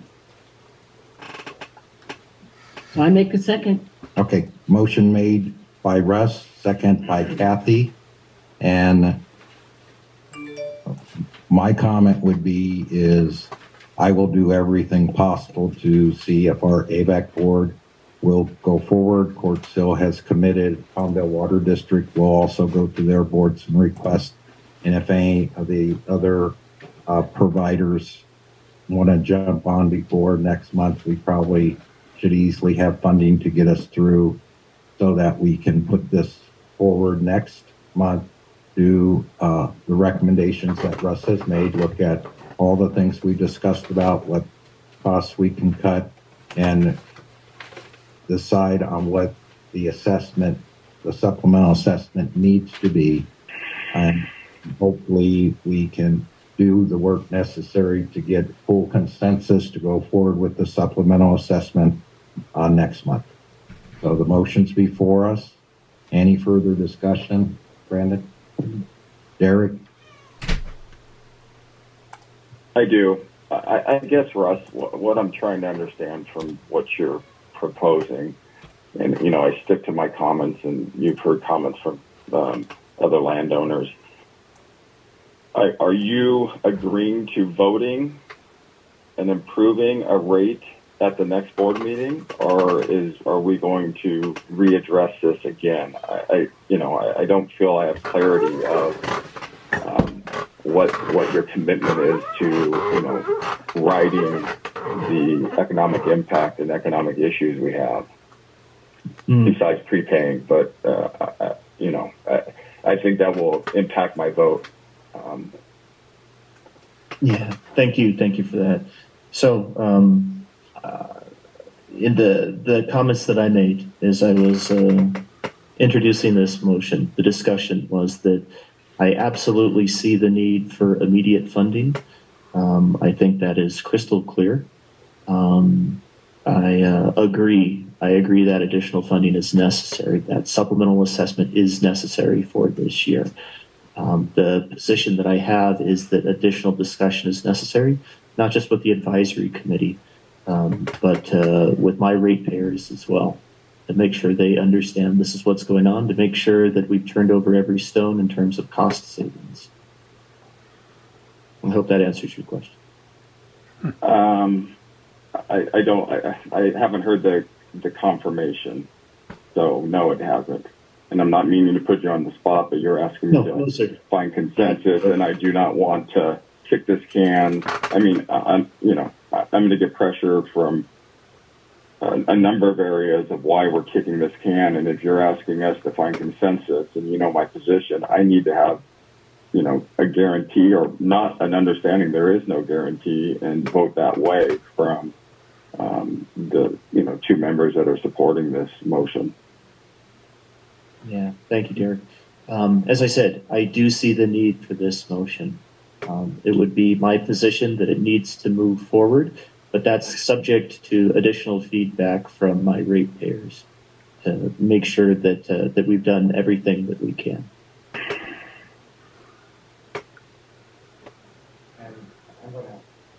Craig, can you weigh in on, do you see a problem if at least the public water suppliers and some of us prepay our 2023 assessments? No, I don't see a problem in prepaying.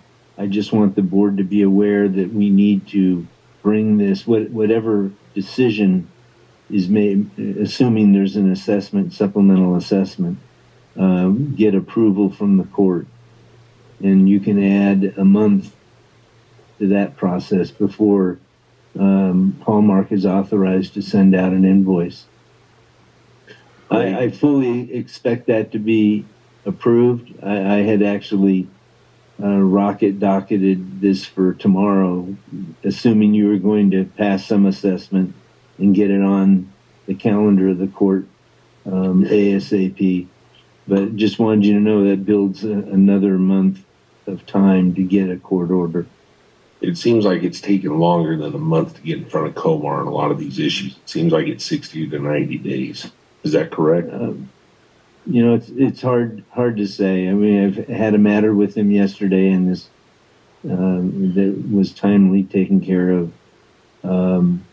He is busy. He's got a completely socked calendar, but I would try to get it done 30 days after this body meets and approves a supplemental assessment. Because if he holds true at the 30 to 90 day mark, now we're looking at butting into a holiday schedule before we can get it approved. Then you got to send out the invoices after it's approved. Now you're talking November, December before this money comes in. And now you're talking 2 months after we're insolvent. We do everything possible to get this calendared and heard and decided ASAP after the July meeting, if the board decides to defer. I can't promise it, but I would do everything we can to get on the court's calendar and get a ruling. And Russ, I can tell you a lot of the landowners and all of us appreciate your desire to make sure we flush out all the issues. The problem is we are already at the red line for insolvency on our timing. Mm-hmm. The 30 days is just going to potentially push us right over it. That's the issue I have with it. Unfortunately, we're in a situation where if it's a no vote, it dies. And either way, we're still at 30 days. So I would highly encourage everybody to take into account the insolvency issues that arise with whether it's a no vote pushing this 30 days or a unanimous vote to table it for 30 days for more issues to get flushed out. We are just flat out of time. And I think my last comment on this to Russ, if you, for me, I understand where you're at, and I know that you're going to use your best efforts to work with the public water providers to do exactly what you're committing the county to do. And I think that would go a long ways in bridging the gap so that we get time that you believe we need to get a proposal through. And, you know, I understand the need to build consensus on this. And so you already have told you're going to give your best efforts, and the county's going to give a check probably within the next week or so. Our general manager, Matt's here, so we'll have this on the agenda for our next meeting. I believe Palmdale Water District and Court Sill will do the same. And I want to remind everybody, when we first started this Watermaster board, pretty much it was the public water providers that financed us until we could get assessment. So we've been here before, and in order to build consensus so that we can go forward with the vote on supplemental assessments next month, and there's no guarantee that we will have full consensus by then, but we'll work very hard to get that. I would support Russ's motion. And I think we all know what happens if we don't. So with that said, Brandon, anything else? I just want to point out, even with the supplemental income, we're still at that red line of insolvency, just on the timeline. I understand. And I don't disagree with you, but I understand. Derek, any further comment before we vote? Yeah, I mean, I'm just, Russ, I understand you got to go back to your constituents. I just don't hear an affirmation that we get this passed next month from you, and that is alarming. I know you can't commit, and I'm trying to get there to be able to explain to, the landowners of why we're kicking the can and then going to the judge and explaining why we're insolvent. So you hear my position. I do. Okay. We're now at the point, all in favor of the motion? And Joshua, do you want to? Roll call. Yeah, I was going to do that, but can you read the motion for us before we do the roll call? So Russ's motion is to continue the item to next month with a request of large water providers to pay their 2024 fees now. And the commitment that LA County will pay their fees. As soon as we issue the invoice. Yeah. Okay. That's the motion before us. All in favor of the motion by roll call vote? Joshua? Director Calandri? No. Director Bryden? Yes. Director Urosic? No. Vice Chair McLaren? Yes. And Chair Paris? Yes. And that does not pass. Motion does not pass. We have not reached consensus. That brings us back to number 9, consideration possible action to approve the 2023 supplemental assessment resolution R2341. Is there a motion?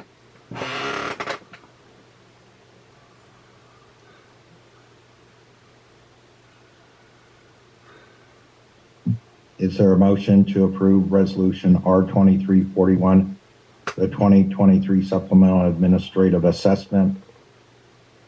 This is Derek Urosic. I move to approve the $5 supplemental assessment as presented by staff. Okay. Is there a second to that motion? Second. Motion made by Derek, second by Brandon. Is there any discussion? Hearing no discussion, all in favor of the motion to approve resolution number R2341 by roll call vote. Joshua? Director Calandri? Yes. Director Urosic? Yes. Director Bryden? No. Vice Chair McLaren? No. And Chair Paris? Yes. That does not pass. I was thinking I could do that.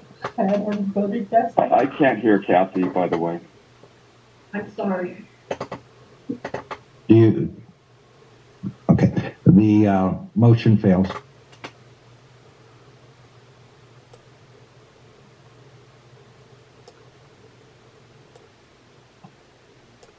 So now we have a quandary.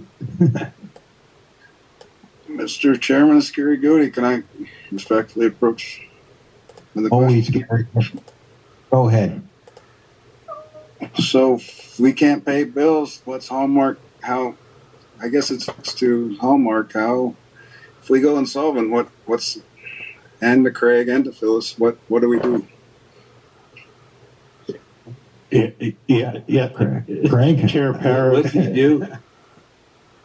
Well, I've got some. As far as paying, have you Craig Parton, our attorney, is going to answer that question for you. I just need to rephrase it. Will you carry credit? I guess is what I'm asking. Well, I can only speak for the general counsel that I have legal duties that require me to represent the client even when there is the inability to pay if it would damage or harm their legal position. So I can't tell you what that involves, but there are certain items that are pending that I will be required by the rules of professional conduct to continue representation.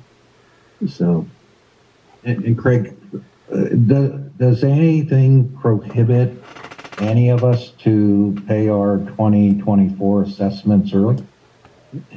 not that I'm aware of. That's what I would think.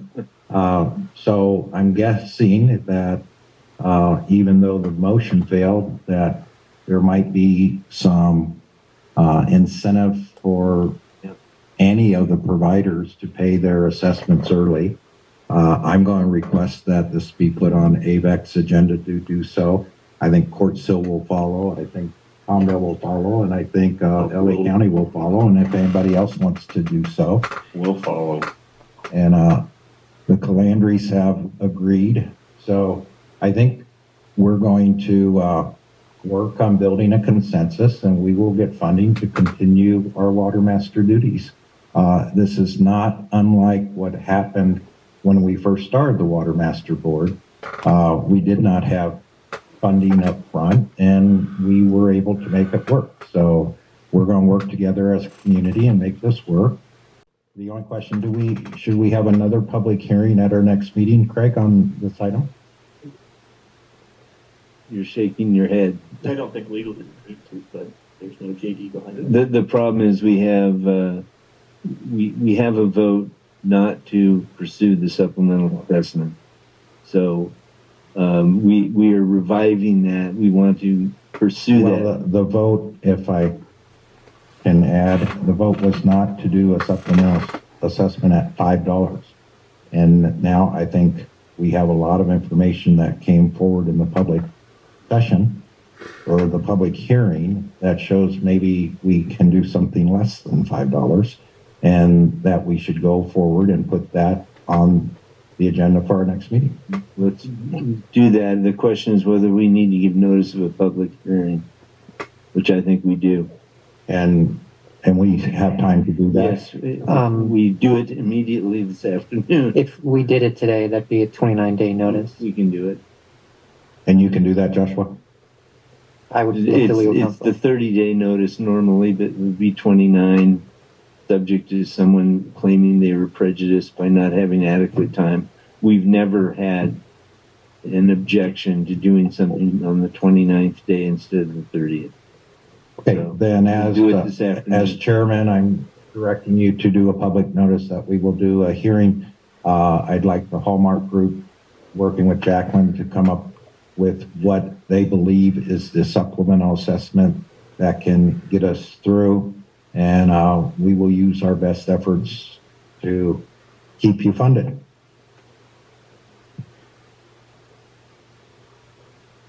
Told you we shouldn't have had a 5-0 vote on these. Anyway, I think we have a solution. We'll go on to item number 10, consideration possible action to approve Hallmark Group Amendment number 4. I don't think we have to consider that. We'll put that over for the next meeting also. Chair Parrish, can I make a comment? Sure, Derek, go ahead. Yeah, great, thank you. So unfortunately, I'm needing to leave my posted office, so I am asking Angelica Martin as the alternate to step in for me at this point in time. I'll still be called in, but I'm not able to be available in this office that's posted. Angelica, do you want to come up here and take a seat? And do we have our other Adrian? Is Adrian available? Yes, I'm here. Adrian, we may need your services near the end of this meeting too, okay? Okay, thank you. Anywhere. And Angelica. I'm just a comment. I'm still called in, but I think through the Brown Act, I'm not available to vote because of video. That's why I asked. Yeah, you're correct. And we're bringing Angelica up to join us on the dais, and she is now officially taking your place, Derek. Thank you. Great, thank you. Okay, so I was saying, Craig, what's your thoughts? We don't need to go forward with item number 9. We will put that over till our next meeting too. Right. Okay. And that brings us to item 10, consideration possible. Oh, that was 9. That was 10. Now we're on 11. Correct. All right. Another public hearing. Hope I can do better on this one. Okay, it is now 12:15. I'm going to open the public hearing for the purpose of adopting a 2023 replacement water assessment. And I'm going to have a presentation I did say 12:15. I'm going to have a presentation and statements by staff.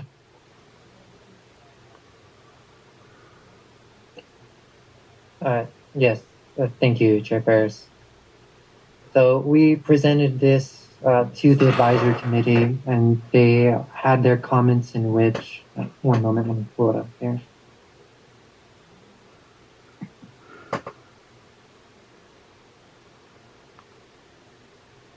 The advisory committee was in acceptance of the proposed RWA rate with the caveat that the board considers, and as you guys mentioned earlier, adding an additional rate for the administrative staff to conduct all the invoices, sending them out, receiving them. So the advisory committee did suggest that the board consider adding some sort of rate to recoup the cost of administering the RWAs. Okay. Apologies. Okay. The proposed rate for inside the boundary is $563 per acre foot, and for outside is $1,108 Do we, per acre we have foot. anything we're displaying, or we're just, I apologize. go ahead. And Joshua will be doing this presentation, and this display will be going on. Okay. Thank you for that. Absolutely. So as shown here, as I stated before, it's $563 per acre foot for those within the boundary and $1,118 acre feet for those outside of the boundary. And this is the sentence here that the advisory committee was referring to. This letter is provided to us by Peter Thompson, Ann Knudsen, Dennis Lamore, and from Antelope Valley State Water Contract Association. And their statement was that if the Who's the Watermaster... chair of that association? Thank you. The sentence here is that if the Watermaster determines that there's an additional expense associated with administering the replacement water program, they should consider adding a fee in addition to the rates charged by the AVSWCA to cover the Watermaster expense. And shown here is all the historical rates from 2016 to present. So what's your cost? Yeah. Well, we've only been administering this for about a year, so I don't think we have enough historical record to determine what that cost should be. We'll be adding that to the agenda for next month and starting that process of identifying what's the rate for that. And when you do that historically, can you look back at how much replacement water we provided, so we have an idea of how we could include that into our budget for next year? Just average, I would imagine. We have and Phyllis, is that something you can provide to Hallmark? Work with Hallmark on some ideas of that. This is the first time I've thought about that, so I'm reluctant to say much else about it.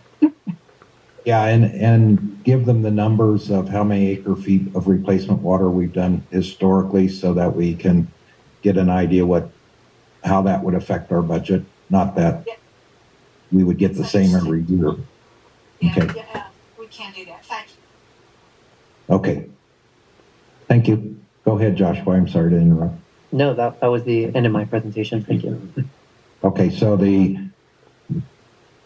what we're asking for is that the replacement water rate would be $563 an acre foot for inside the Antelope Valley State Water Contractor boundaries, and 1,118 acre feet for outside the boundaries. And there has been a request for our next meeting, so that's not part of this, to look at what additional assessment we might put on this to cover our administrative fees. And I want to look at the legal basis, confirm the legal basis to assess those fees and whether we need court approval ultimately. Okay. I'll be ready to report on that next month. And would we need a public hearing on that issue? My inclination is if we're talking about an assessment fee amount for the public, yes. Okay, so next meeting we will discuss it, and I would suggest we timely do a notice for public hearing for the meeting after our next meeting to address it and make a decision. And Joshua, that'd be based upon what Craig tells you. If if it looks like that's going to be necessary after he takes time to look at this. Right. Would that be okay? Okay. Chair Paris, make a motion that we table items number 11 and 12 until next month.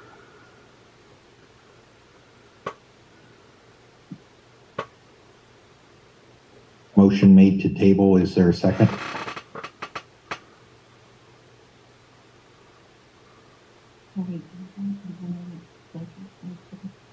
Well, actually, we're in public hearing, so Right. it's improper to do a motion at this time. Okay. So we've had our statements of staff. Now we're on statements by the public, specifically as to adopting 2023 replacement water assessment. Is Ron, there any?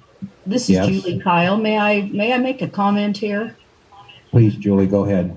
First of all, I'd like to say I really appreciate Peter and Matt and Dennis and James adding this sentence in this memorandum that would possibly help us to increase the revenue stream right there in getting reimbursed for our administrative costs.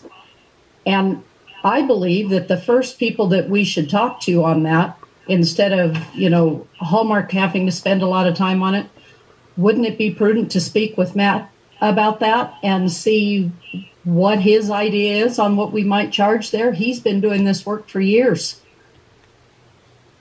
Yeah, I think Julie, Matt's going to weigh in on this, but I think if we do go forward with a public hearing, there's going to be questions about how much replacement water did we have in 2018, 2019, 2020, and what we think the administrative fees could be.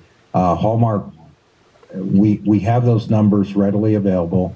Matt and Peter will weigh in with Hallmark, and I think all that's going to take place, and it's not going to be a great burden to get this information to you. So, but it is a really good suggestion, and we will follow through with that. Thank you. You're welcome. Thank you. Any other public comments? Any other public comments? Any comments from the floor? Hearing none, I will declare this meeting closed at 12:23. Yeah, I did a lot better, Brandon, that time. And that brings us to item 12, consideration possible action on adopting the replacement water assessment for year 2023. That's just the replacement water assessment. I move that we table that till next month. Motion made to table. Is there a second? Second. Motion made to table and second. Is there any discussion?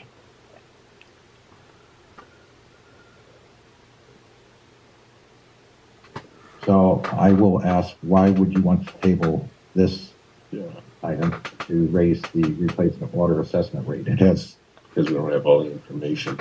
We won't have it until they report back next month. well, that would be a separate item if we were to do an assessment on the replacement water. It would have nothing to do with the rate itself.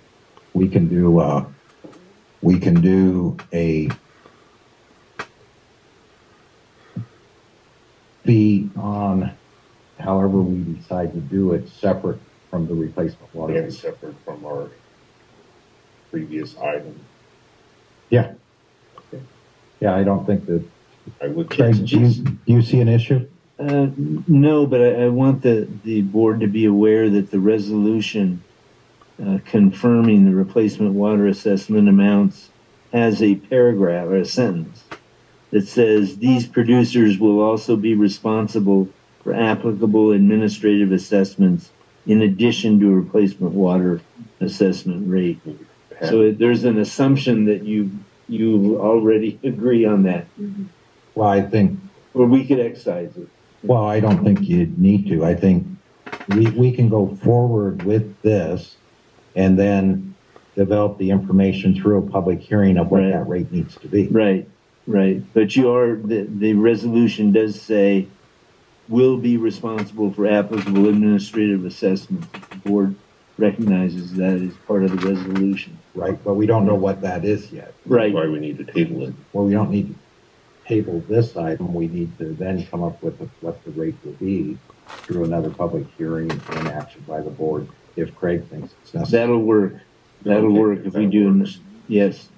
That will work. Yes. I rescind. Okay. Well, wait, we have a motion table, a second. Let's just vote on it and then go on.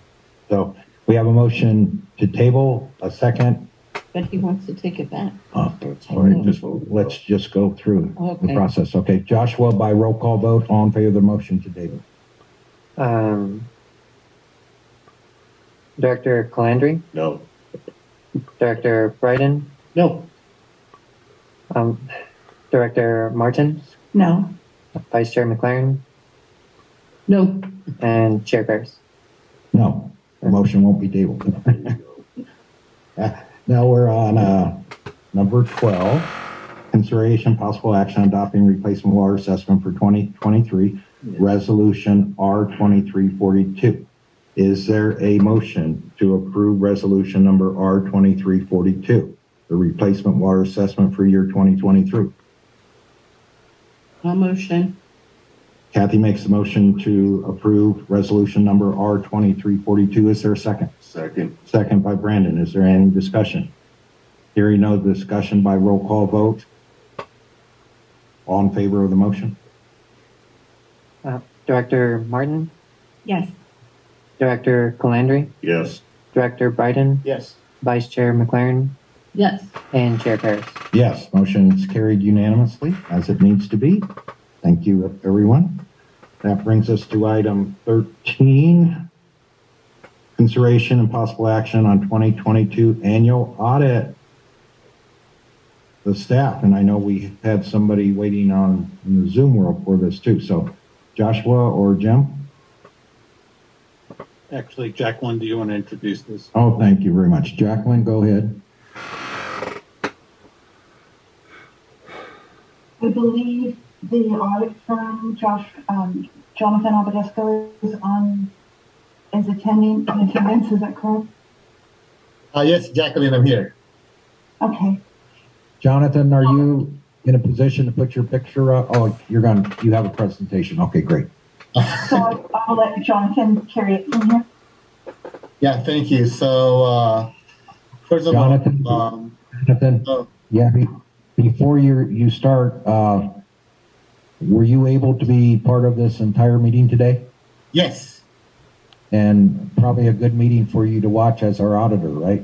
actually, I've learned a lot about the things that is being discussed moving forward, and I'm interested to hear, the actions in the future.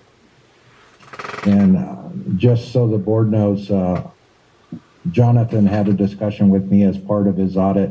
He needed to talk to a board member, and I told him we are very focused on our finances and bills and what we pay. So I think this was a very good meeting for him to watch. Jonathan, go ahead with your presentation, please. Thank you. Yes. Thank you so much for that nice introduction, Jacqueline, and the board members, board president. Thank you so much. So as so the 2022 audit results for Watermaster, we have issued a clean opinion where the financial statements are presented in accordance with U.S. generally accepted accounting principles. Next slide, please. So this financial highlights are located on page 84 of your board packet, and the succeeding slide as well, which I will discuss in a few slides after. Next slide. Yeah, next slide again. Okay, so we also issued a management report where we have a letter addressed to the board and management where based on our assessment of Watermaster's controls, we did not find any control deficiencies. So kudos to staff, as well as from Jacqueline down the line, including the board. All you guys did a great job of making sure that the controls are operating as intended. Next slide, please. So with the report that we've issued, we are stating that we did not find any difficulties in performing the audit. There were no disagreements with management, and no consultation with outside CPAs were done by us. Next slide, please. So overall, there were no material weakness, significant deficiencies, or any control deficiencies noted during our audit. Next. So to summarize the Watermaster's operations, we have issued a unmodified or clean opinion. The net position of the Watermaster decreased by $1.2 million as a result of your operations. This is due to your total expense increasing by $2 million as a result of replacement water purchases made of $1.9 million, and your total revenue increasing by $227,000 as a result of replacement water assessments. And I think that concludes my presentation. So any questions from the board and the public? Thank you, Jonathan. Thank you, Jonathan. Any questions from the board to Jonathan? Any questions from the public? To Jonathan? Yes. I move to accept and file the annual financial report for year ended December 31st, 2022. Motion made by Kathy, second by Brandon. Any discussion? Hearing no discussion, all in favor of the motion by roll call vote. Director Martin, Yes. Director Calandri, Yes. Director Bryden, Yes. Vice Chair McLaren, Yes. and Chair Paris.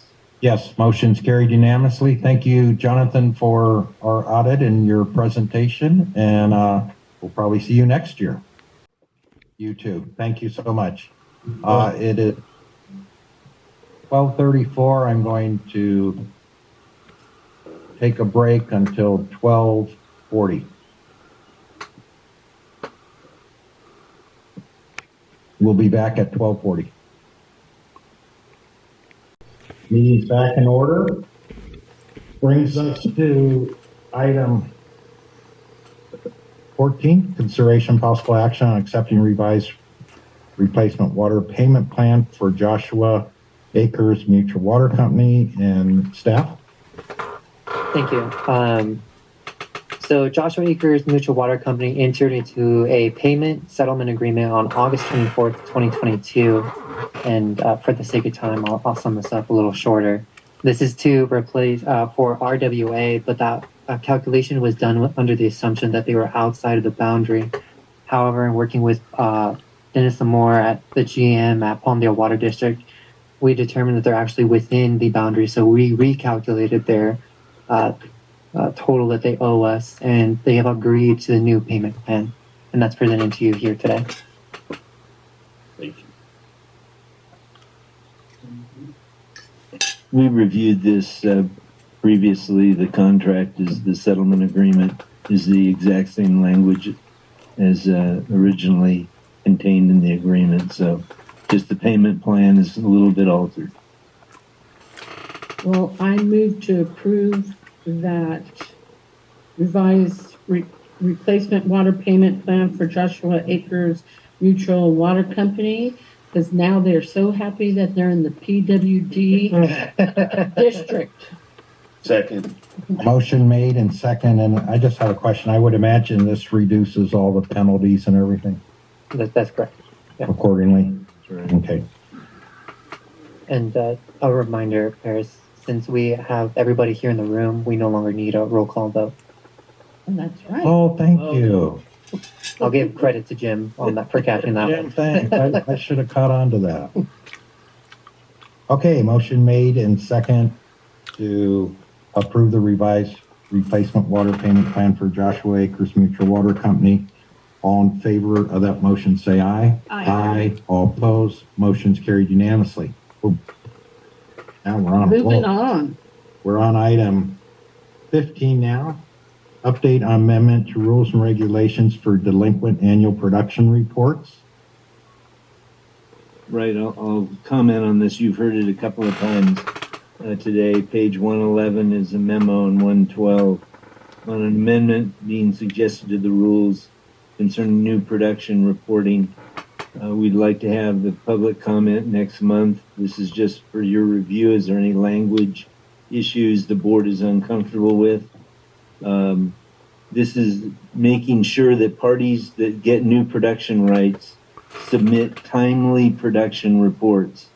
And if they don't, there are consequences, one being the automatic invoicing of their full production right, and presumably no refund if they try to come in later and say, here's 15 reasons that I didn't do it on a timely basis. The board still has discretion to listen to that, but the clear policy is, and we'll discuss this next month, is to be as strong on the issue. If you don't get your reports in, the assessment goes out, and paying late, you still need to pay the full amount. But we want to give some discretion to the board to hear compelling stories otherwise. And it was suggested to us by a member of the advisory committee that the language, there's one sentence in the proposed amendment that is a little black and white and ought to be removed because it appears that it doesn't give the board any discretion to listen to a story of someone as to why they didn't submit timely reports. So we would suggest that this one sentence in the amendment be deleted for purposes of this provision. It's the sentence that says the invoice for the full amount of approved new production as set forth above shall not be amended, nor shall any payments thereon be refundable in the event a subsequently submitted production report demonstrates that less than the full amount of new production rights were utilized in the applicable year. This comment from the advisory committee was that the board already has that authority. It doesn't need to explicitly say it in the rules and regs. Therefore, we will present this for consideration next month with that one sentence excised. You still have full authority to require the person to pay the entire amount of their production right. So that's an item of information, and really what we wanted to know is, are there any comments about language changes, and we'll take out that one sentence and have it for discussion with the public next month. Great. Thank you, Craig. Do we need a public hearing on this or just put it on the agenda? I think we do need a public hearing on it. It's amendment to the rules and regulations. And I'm assuming we have or will notice the public hearing today? We'll add it to the list for this afternoon. Going to have lots of public hearings? Should be short, though. Right? We have a lot of We've got all the business. comments there. Yeah. That's why we don't want to do meetings every 2 months. Randy. And you don't need any action. This is just... No, just item of information. And now our favorite part of the meeting, consideration, possible action on transfer applications, and that will be the Phyllis Show. We're just going to pass the baton to the Arden Show. Arden, take it over. Hi, good afternoon. Hi. Welcome to the Arden Show. So as if we didn't have enough on the agenda this month, this is a particularly active month for transfer applications. So I'll walk you through these, and please let me know if any questions come up. The first transfer we're considering today is from AVEC to LA County Waterworks District 40. And this is a one-time transfer of 2,469.39 acre feet. And this is part of a lease agreement that AVEC and District 40 entered into in 2015 prior to the judgment. So in 2020, they approved 13,000 acre feet for the lease amounts from 2016 to 2020. And then in 2021 and 2022, each year they approved 2,622.89 acre feet. And so District 40 has over 50 wells in the Central Antelope subarea, and it can distribute its production throughout these wells and well fields to avoid excessive local declines. And this amount is anticipated to be produced over a period of time, so not all at once and not all in the same area. So in our material injury assessment, we said that it seems reasonable that the excessive local water level declines can be managed and mitigated. And so given that Todd Groundwater finds the material injury can be mitigated and recommends approval. And then this was unanimously recommended by the advisory committee. Are there any questions? Arden, this is Brandon Landry. Where is the 2,000 acre feet that's being transferred to District 40? Where did it originate from? It's originating from all of the different wells that are within AVEC's system. So there's not one exact location, but we have a map included in the application that shows the distribution of AVEC wells. It's primarily west and a little bit in the Central Antelope subarea. So Arden, explain to me how there's no negative impact when we're going from an area of zero subsidence into the central sub area where there's as much as 6 foot of subsidence. That just does not make sense to me.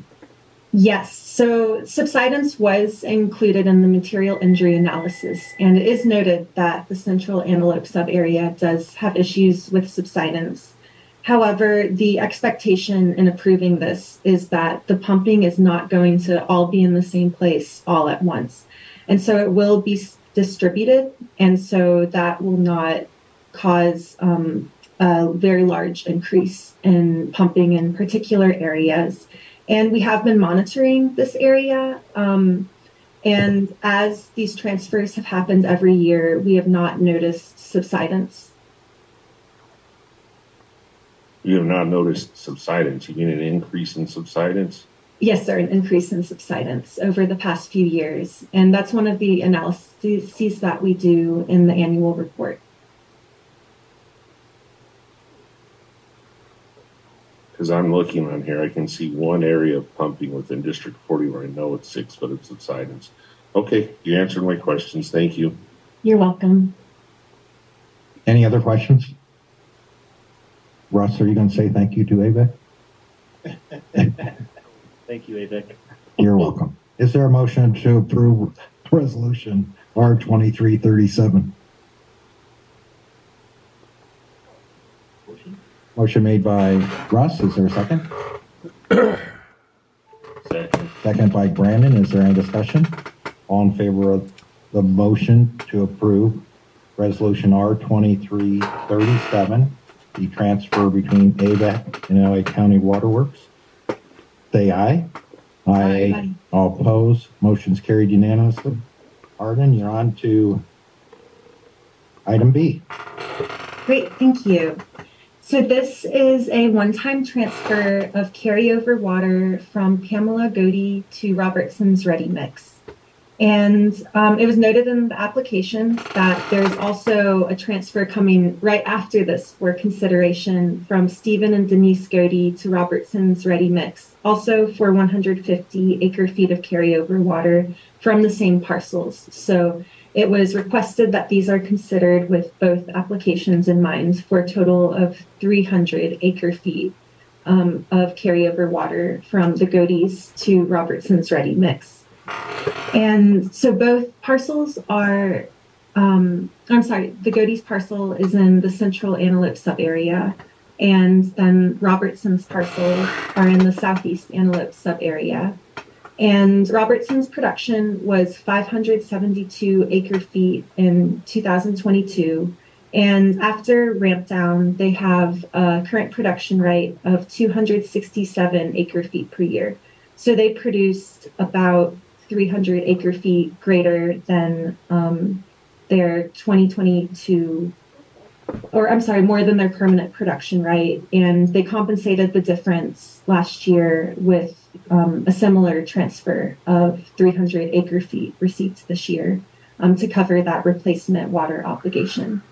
So this transfer will be an additional source of water so that they can continue pumping around their pre-ramp down volume without incurring a replacement water obligation for this year. And so this transfer is a shift in location of water production. And we looked at the water levels, and Todd Groundwater found no potential for material injury, found material injury to be negligible for this transfer. And this is keeping both transfers in mind for a total of 300 acre feet. So the advisory committee unanimously recommended this transfer. Are there any questions? Any questions? Seeing no questions, is there a motion to approve resolution R2343? So moved. Second. Motion made by Brandon, second by Kathy. Is there any discussion? Hearing no discussion, all in favor of the motion, say aye. Aye. All opposed, motion's carried unanimously. On to item R2344, item 16C. Alrighty, so I gave y'all a bit of a spoiler alert about this transfer application. So this is from Stephen and Denise Godey to Robertson's Ready Mix, and this is the other half of the previous combined transfer. This is also for 150 acre feet of carryover water. It's to and from the same parcels. And similarly, Todd Groundwater found the potential for material injury to be negligible for this application. And it was also unanimously recommended by the advisory committee. Any questions? No questions. Is there a motion to approve resolution R2344? So moved. Motion made by Brandon, second by Russ. Is there any discussion? Hearing no discussion, all in favor of the motion to approve resolution R2344, the Stephen Denise Godey to Robertson Ready Mix transfer, say aye. Aye. All opposed, motion's carried unanimously. We're now on R2345. Thank you. Go ahead. Thanks. This transfer is from Pamela Godey to West Valley County Water District. And this is a one-time transfer of 50 acre feet of carryover water.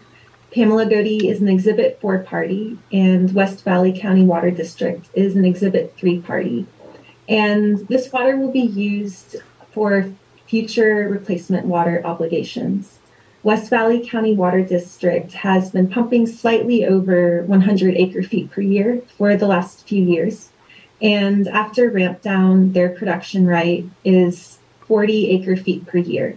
So they have been acquiring water through transfers to compensate for the ramp down reductions and continue pumping at a higher rate than their production rate.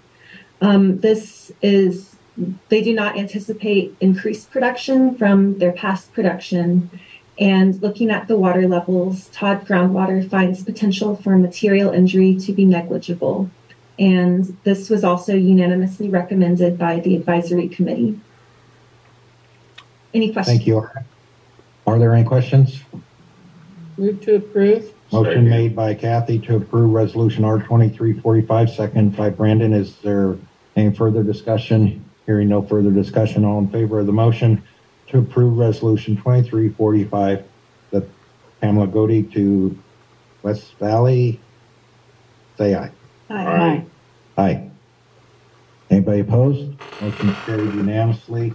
Brings us to R2346, RMM to RTS, a permanent transfer. Go ahead, Arden. Thank you. So this is considering a permanent transfer of 686 acre feet per year of production rights from R&M Ranch to RTS Orchards. And this is a full transfer of all of the production rights from R&M Ranch to RTS. And I also want to note that in the next application to be considered, R&M Ranch is also transferring all of their carryover water to RTS Orchards.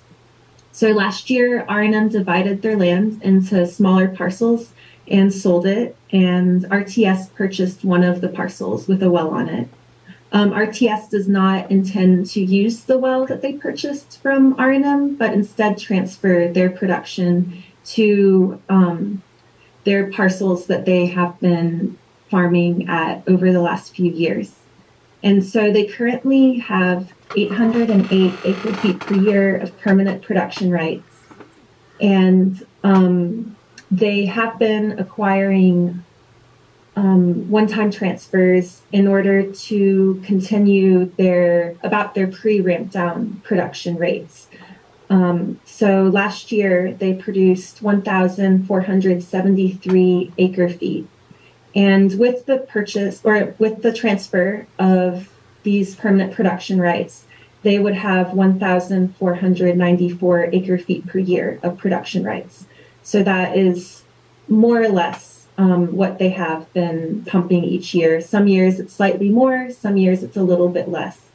And then just for information, on top of the permanent production rights, because of the transfers they've been acquiring in the past, which they said was for 15 years, to have enough water for the next 15 years to continue producing at their pre-ramp down rate. They have about 5,500 acre feet of transfer water available.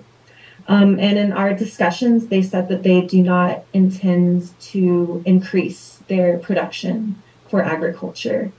And so Todd Groundwater we've considered the water levels, and we find the potential for a material injury to be negligible because their production is not expected to exceed historical amounts. And this application was unanimously recommended by the advisory committee.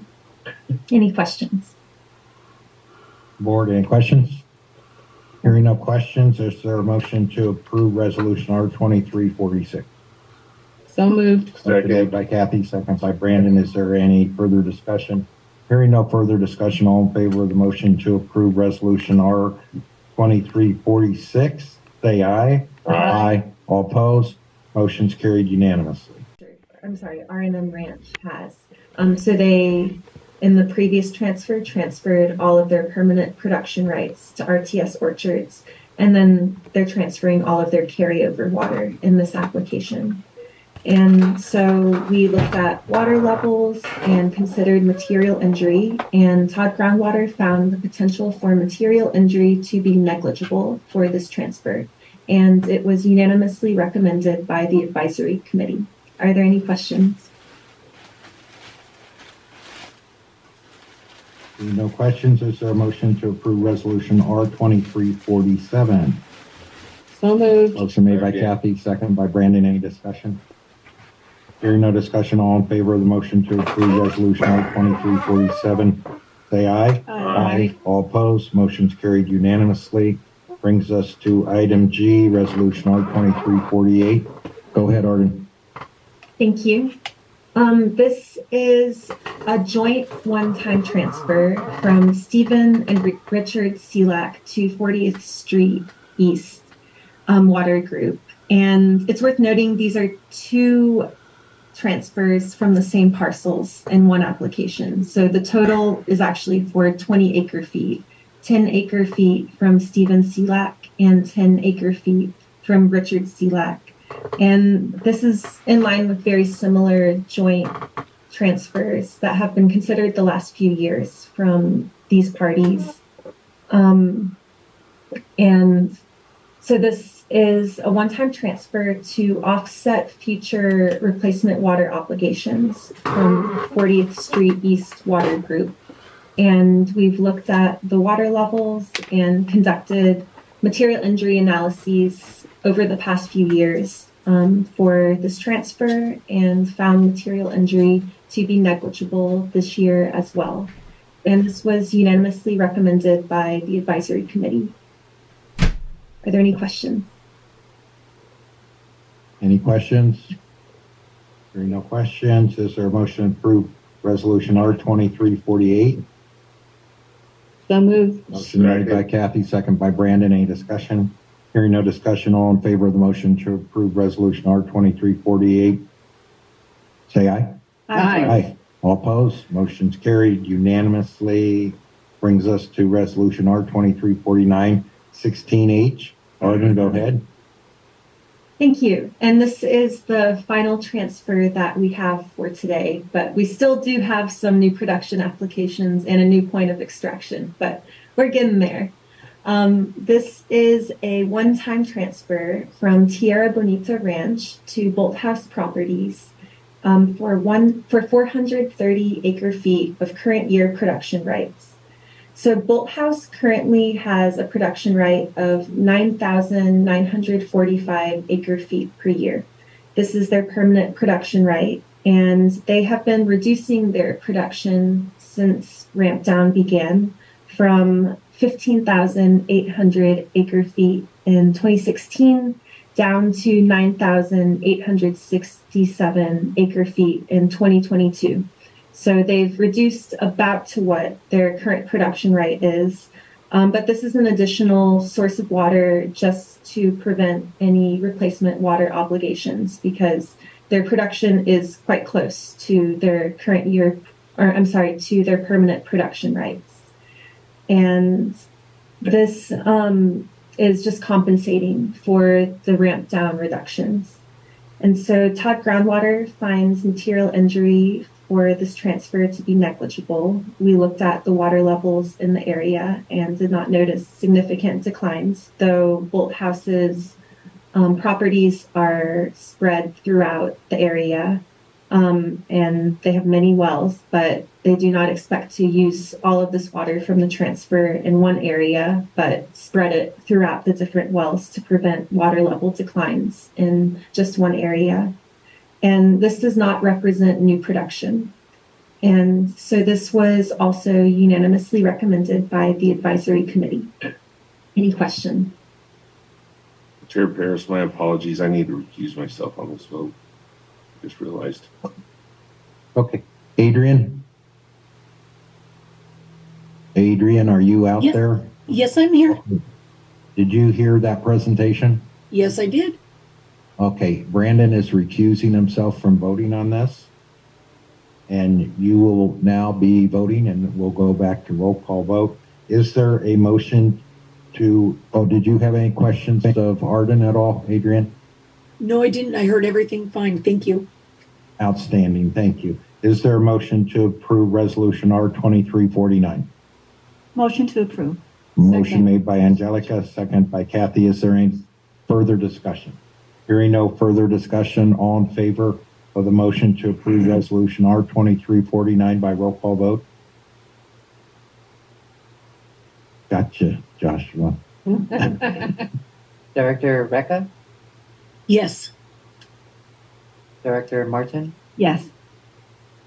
Director Bryden? Yes. Vice Chair McLaren? Yes. And Chair Paris? Yes, motion's carried unanimously. We're now on item 17. Brandon, come back in.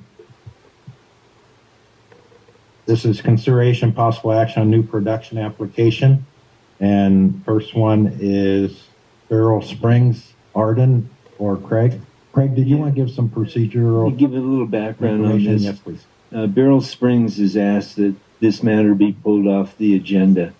Just so you know, the background is in April, they have an application for new production, 120 acre feet, and the board voted 4-1. And so it was denied, in essence. Beryl Springs asked for reconsideration. There was a meeting between Director McLaren, Director Paris, myself, and representatives of Beryl Springs on May 25th. And Craig, that was an ad hoc committee I put together of Kathy and me to have that meeting with you. And we met on May 25th, followed up with correspondence to Beryl Springs Council about some areas that there were questions raised on.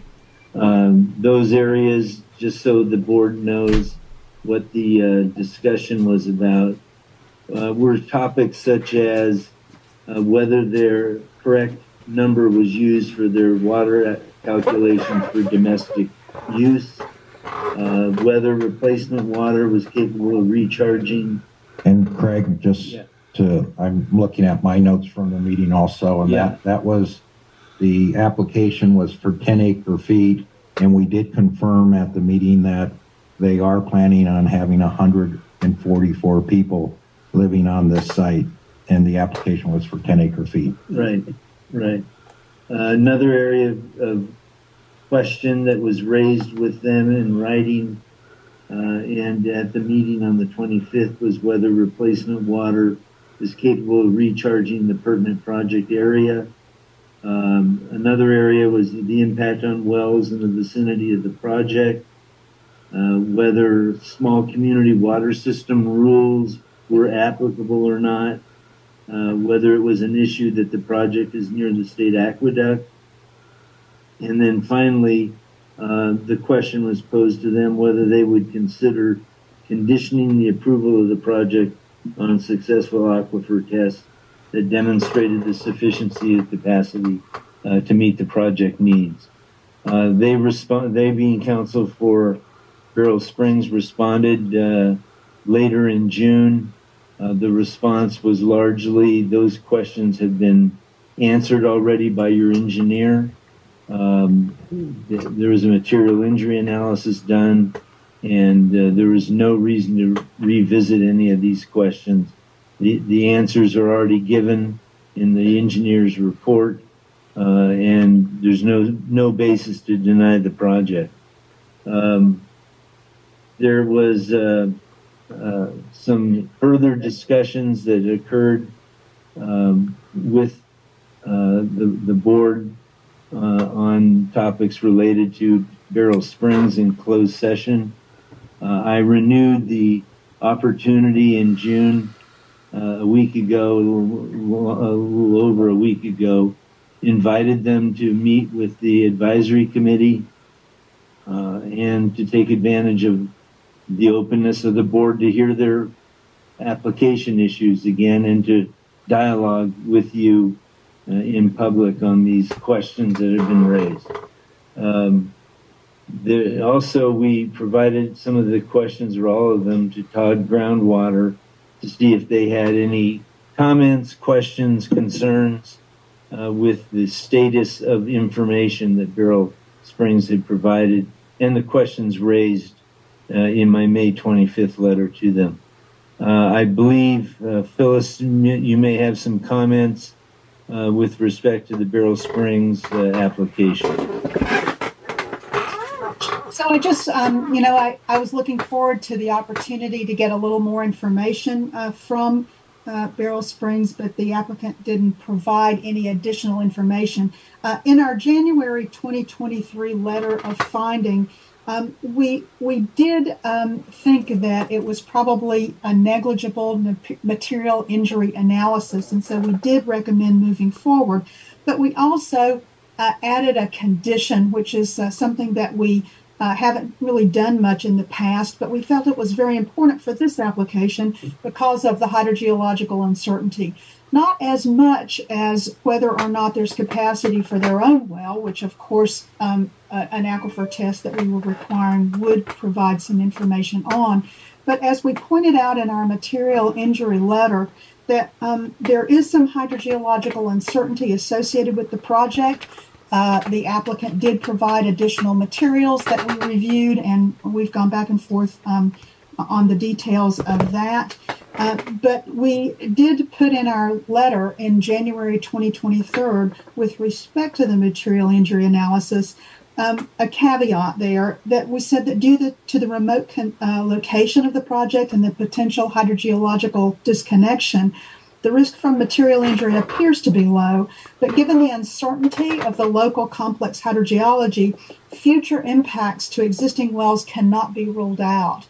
And in particular, the applicant's own analysis suggested that there was a well nearby. We couldn't find evidence of that, and so we were hoping to get more information from them regarding that existing well. All we had was a dot on a map. and we couldn't confirm that as we mentioned in our letter of material injury. So we kind of hoped that this opportunity would provide a little bit more information, but we don't have any additional information from that well to report to you. We did have the condition of an aquifer test put on that because that would give us that opportunity to have one more bite at the apple to get that information on an existing well. Again, their own analysis did suggest that depending on local aquifer conditions, they could be drawing down a local, potentially domestic well 25 feet or more.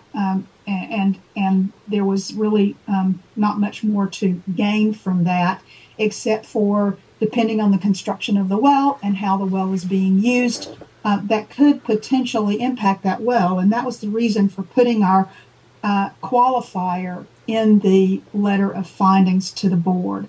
And so again, a little disappointed not to receive the details of that well, but apparently the applicant. And Mrs. Brandon, are you changing your findings to not approve? It's Phyllis. Oh, it's Phyllis.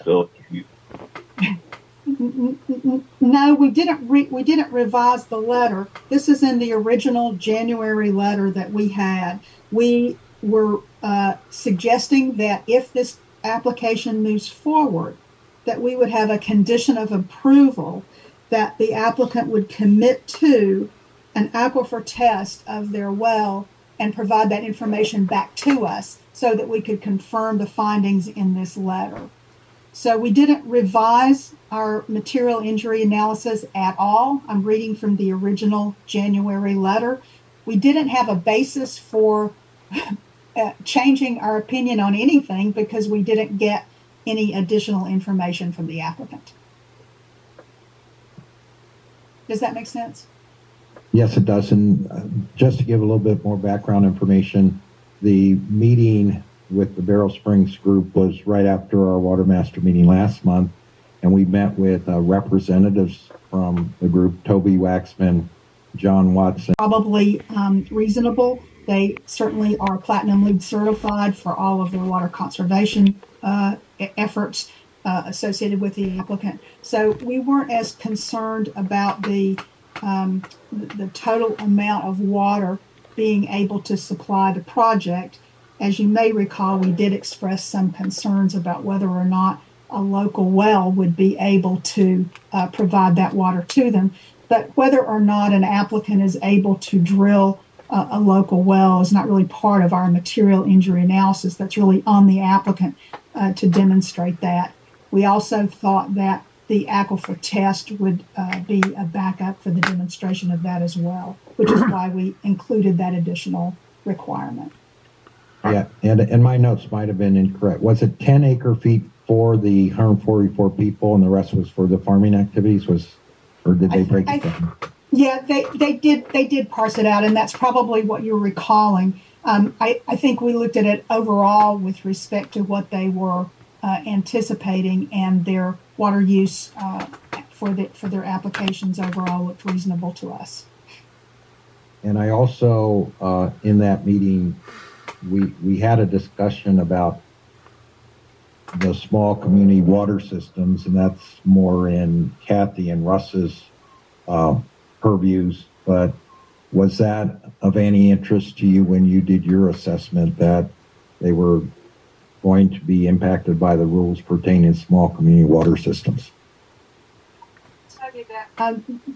We didn't know that at the time, and that wasn't in their application, and that wasn't in any of the materials that we reviewed, and we only found that out later.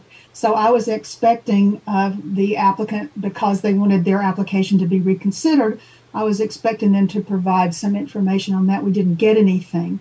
It is a concern, however, to think about another small community water system in the basin.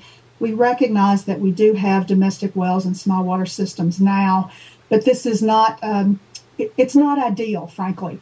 One of the things that we're seeing with respect to our Sustainable Groundwater Management Act throughout the entirety of California is that we're seeing failed small water systems. And when they fail, and if they fail, it's very difficult to figure out exactly what to do. You have human beings that were relying on water, and now they have no water supply. And so, the state, of course, is looking to actually consolidate these small water systems into larger water systems to provide them with more reliability.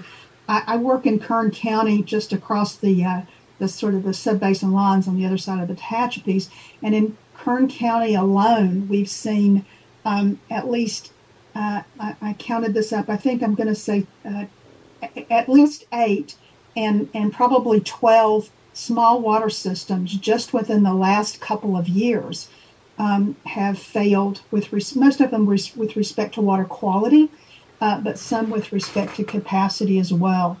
And it's really causing the groundwater sustainability agencies, a huge concern because they're trying to participate in this process, and so it isn't ideal. If that kind of a small water system fails, either from capacity or from water quality, or frankly just because you have non-engineers operating wells, it's really difficult to figure out exactly what alternative water supplies there might be. So with respect to the small community water systems, I didn't know about that, of course, at the time.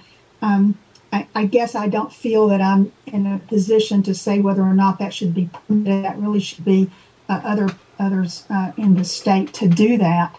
But it does cause some concern with respect to making sure that our communities have reliable water. So I'll just end it there. So Phyllis, with all that being said, are you inclined to change your guys' previous position on this? Because from what you're explaining to me, I don't see how you couldn't change your position. Well, the four corners of the judgment provide physical harm and material injury. And we looked very closely at what we feel like our role is with respect to material injury. And we laid that out in our letter, and I stand by our letter. Again, I did have concerns that were written in the letter, in particular about impacts to existing wells. So I feel like that we have made that point. I see no reason to change it. We still feel concerned about that. And I don't think it's our position that we have the authority to say that there shouldn't be a community water system in this basin. I was asked directly by the board for my personal and professional opinion on that, and I've given that. But it's not part of our physical harm to the basin with respect to material injury. And so it's not in our letter. And I think that that's appropriate given what our role for material injury analysis has been. Well, what I'm trying to figure out on material injury analysis, you spoke earlier about drawdown of other wells, which would be a negative impact to the basin. So yes. Can you about that a little bit further, because that is in direct contrast with the judgment? Absolutely. And that is part of our material injury analysis. And again, in the letter that we wrote in January, we said that given the uncertainty of the local complex hydrogeology, future impacts to existing wells cannot be ruled out. However, it was our understanding at that time, you might recall that the applicant provided additional information at our one of our board meetings after the application had been considered, and their information. I'm sorry, it was before it was considered by the board, but it was after it had been considered by us, and that information seemed to indicate that they knew more about the details of the existing well than I did. And so that was, we were hoping to kind of clarify that or get the information from that. And if we didn't get that, we didn't receive anything else from the applicant, as I stated before. And we, again, were standing by our position that if this application does move forward, we highly recommend that there be a condition of approval such that they provide testing information to make sure that that material injury will not occur. And so that was the point behind requiring the additional testing to occur prior to approval, or as a condition of approval for that application. Great. Thank you, Phyllis. And at this time, Craig, the applicant has requested not to go forward with any further action. Right. Confirmed in a note to me on June 16th that they did not want to be reconsidered, their application reconsidered. I told Ms. Collins I'd communicate that to the board. That's their position, and the board can act as it wishes to act at this point. Okay, and is there anybody from the applicant on Zoom right now that can comment on anything that was brought up today? Anybody from the applicant? Okay, board, what's your pleasure? No action? Okay. Phyllis and Craig, thank you. The board decided not to go along with what the applicant has requested and not to take any action at this time. That brings us to item 17B, Resolution R2350, the Bannock matter. And go ahead, please. Hi. Okay. Still part of the Arden show? It's back to the Arden show. Okay. Go ahead, Arden. Great. So this application is a new production application for Ron Bannock for 215 acre feet between November 2023 and December 2024 in the West Antelope sub-area. So Mr. Bannock has an industrial well on his property that he's used to supply construction water to various projects since 2018. So some of his past production includes being granted 215 acre feet per year for two projects for use in 2020 and 2021, and 15.4 acre feet for use in 2023. And both of those projects have been completed. And so he's now requesting 215 acre feet for temporary use for construction of a portion of the Rosamond South solar project by the Clearway Energy Group. And this water will mostly be used for dust control. And he stated that between November 2023 and December 24, it will be pumped in a bell-shaped curve, with most of the water being used in summer 2024.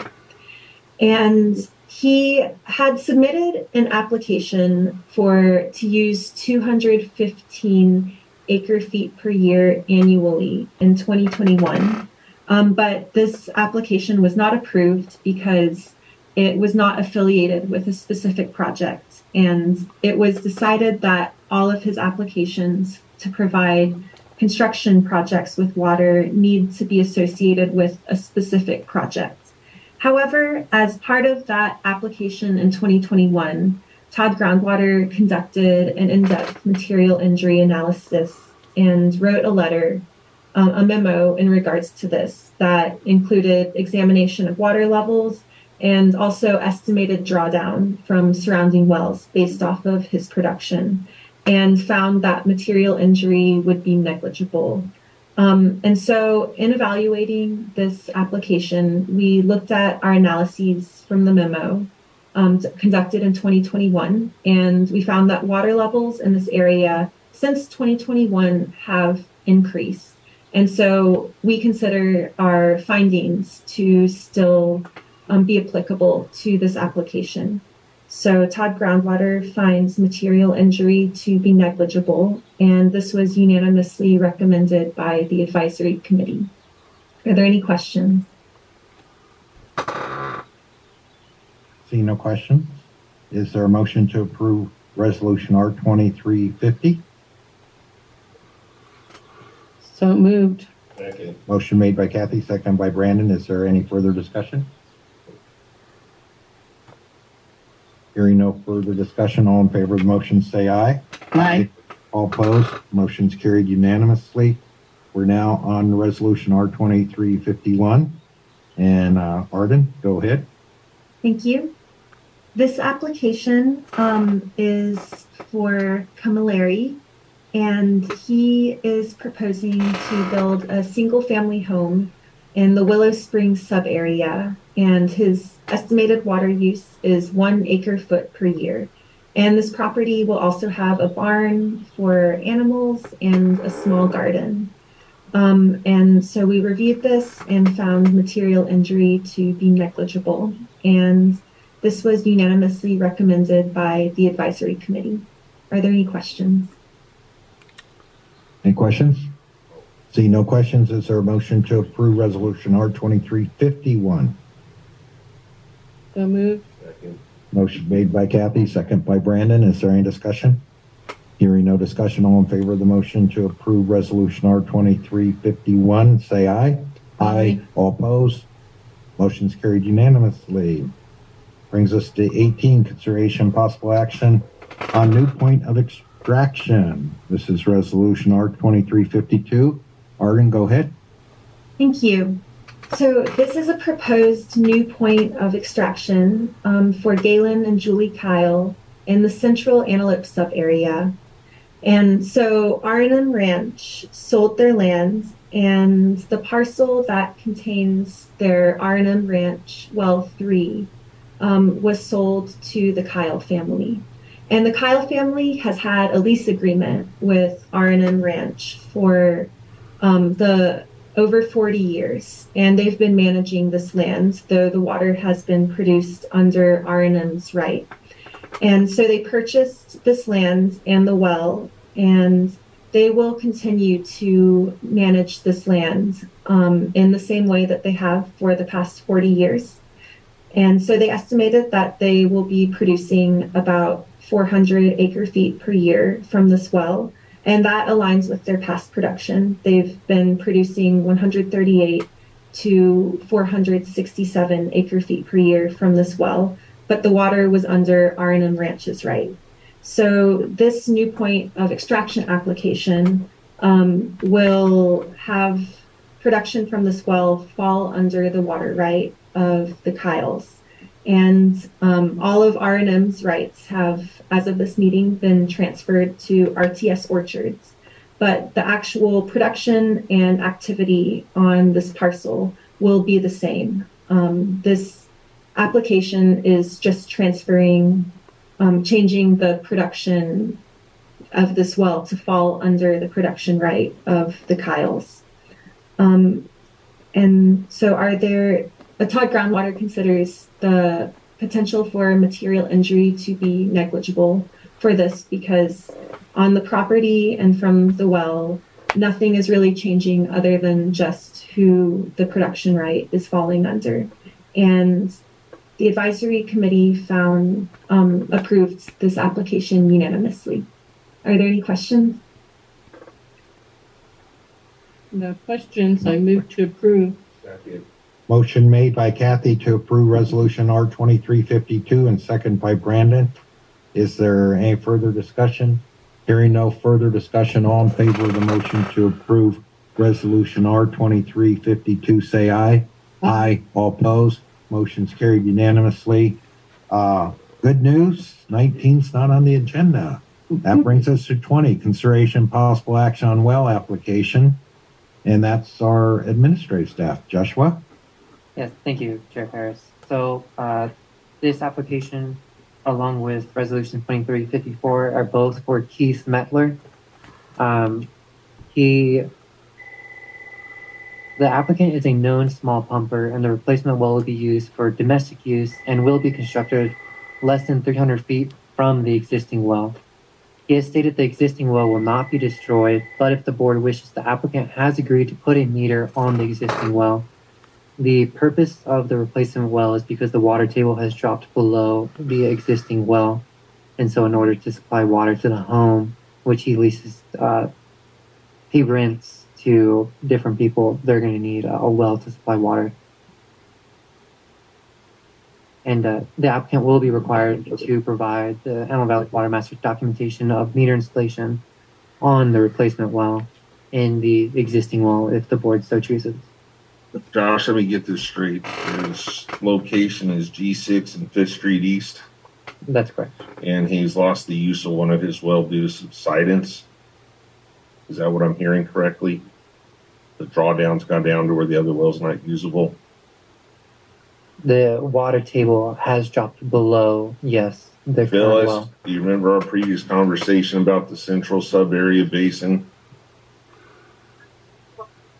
Not a well that has failed because of subsidence. This well has failed because of lower water levels in this area from local pumping, and it has to do with water levels, not subsidence. With respect to, but I do want to say something because I respect your concerns about this, and we're concerned about it as well.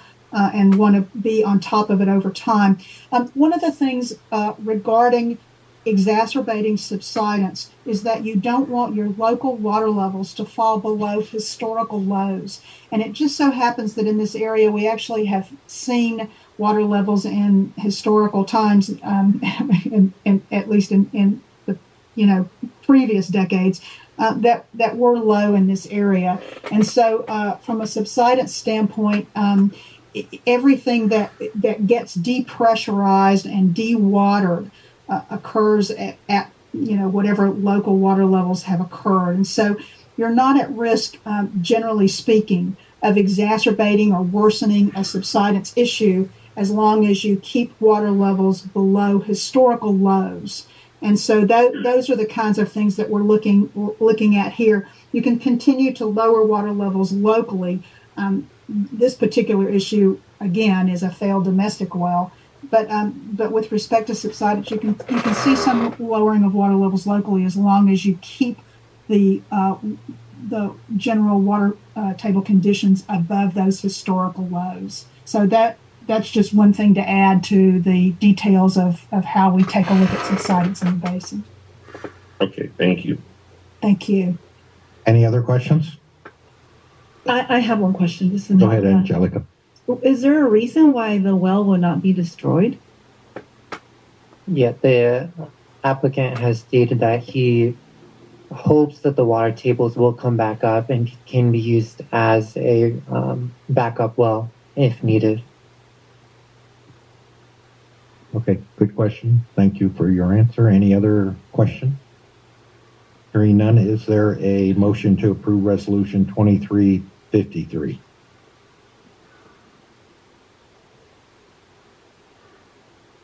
So moved. Motion made by Brandon. Is there a second? Second by Russ. Is there any discussion?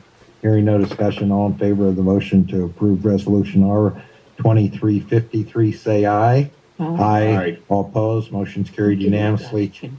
We're now on R 2354. Joshua?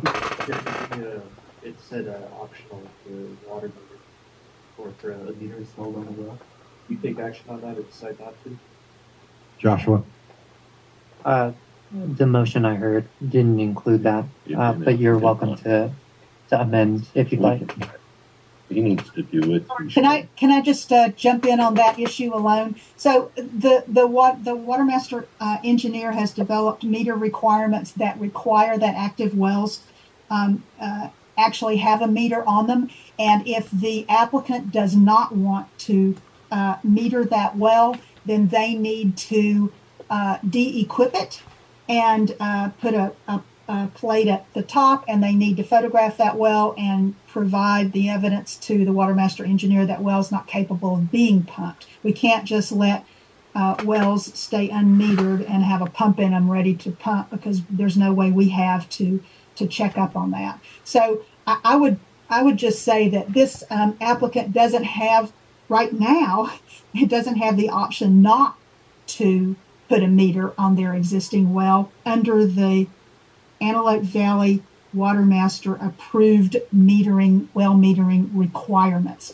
So I think that the statement here is if the board wishes the applicant to agree to put a meter on the well. I would say that the board needs to tell the applicant he doesn't have to if you want to do that. But right now, your approved meter requirements require that well be metered. Does that make sense? Yeah. Thank you, Phyllis, for that. Thank you for the explanation, Phyllis. Now we're on resolution R2354. This is also for Keith Metler. Very similar. These applicants are known small pumper. The replacement will be used for domestic use and constructed less than 300 feet from the existing well.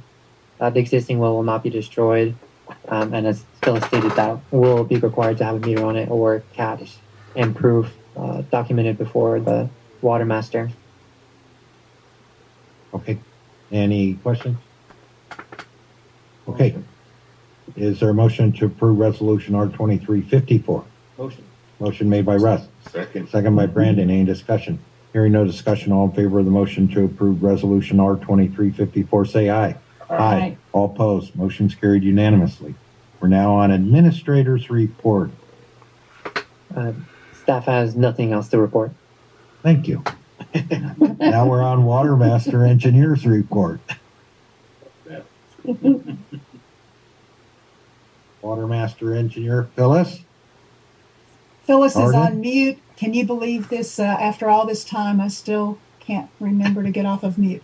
All right, let's grab a screen and we will go through just a few slides to handle the Watermaster qualified small pumpers table. Has not changed since last December. Any questions on the new production and qualified small pumpers summary? No. Hearing none, let's move to our model development update. Just one slide today, a very quick update. As we have talked in our last few meetings, we are pleased to tell you that we have extended our model domain and aquifer parameters over the entire adjudicated area. You might recall that the USGS model did not go to the boundaries of our adjudicated area, so we now have a working model that covers the entire area. I had presented some information over the last couple of board meetings and actually going back into earlier this year about the deficiencies of that model that we were also working on with respect to changing in that area. And one of those deficiencies was the location and quantity of recharge estimates across the model area.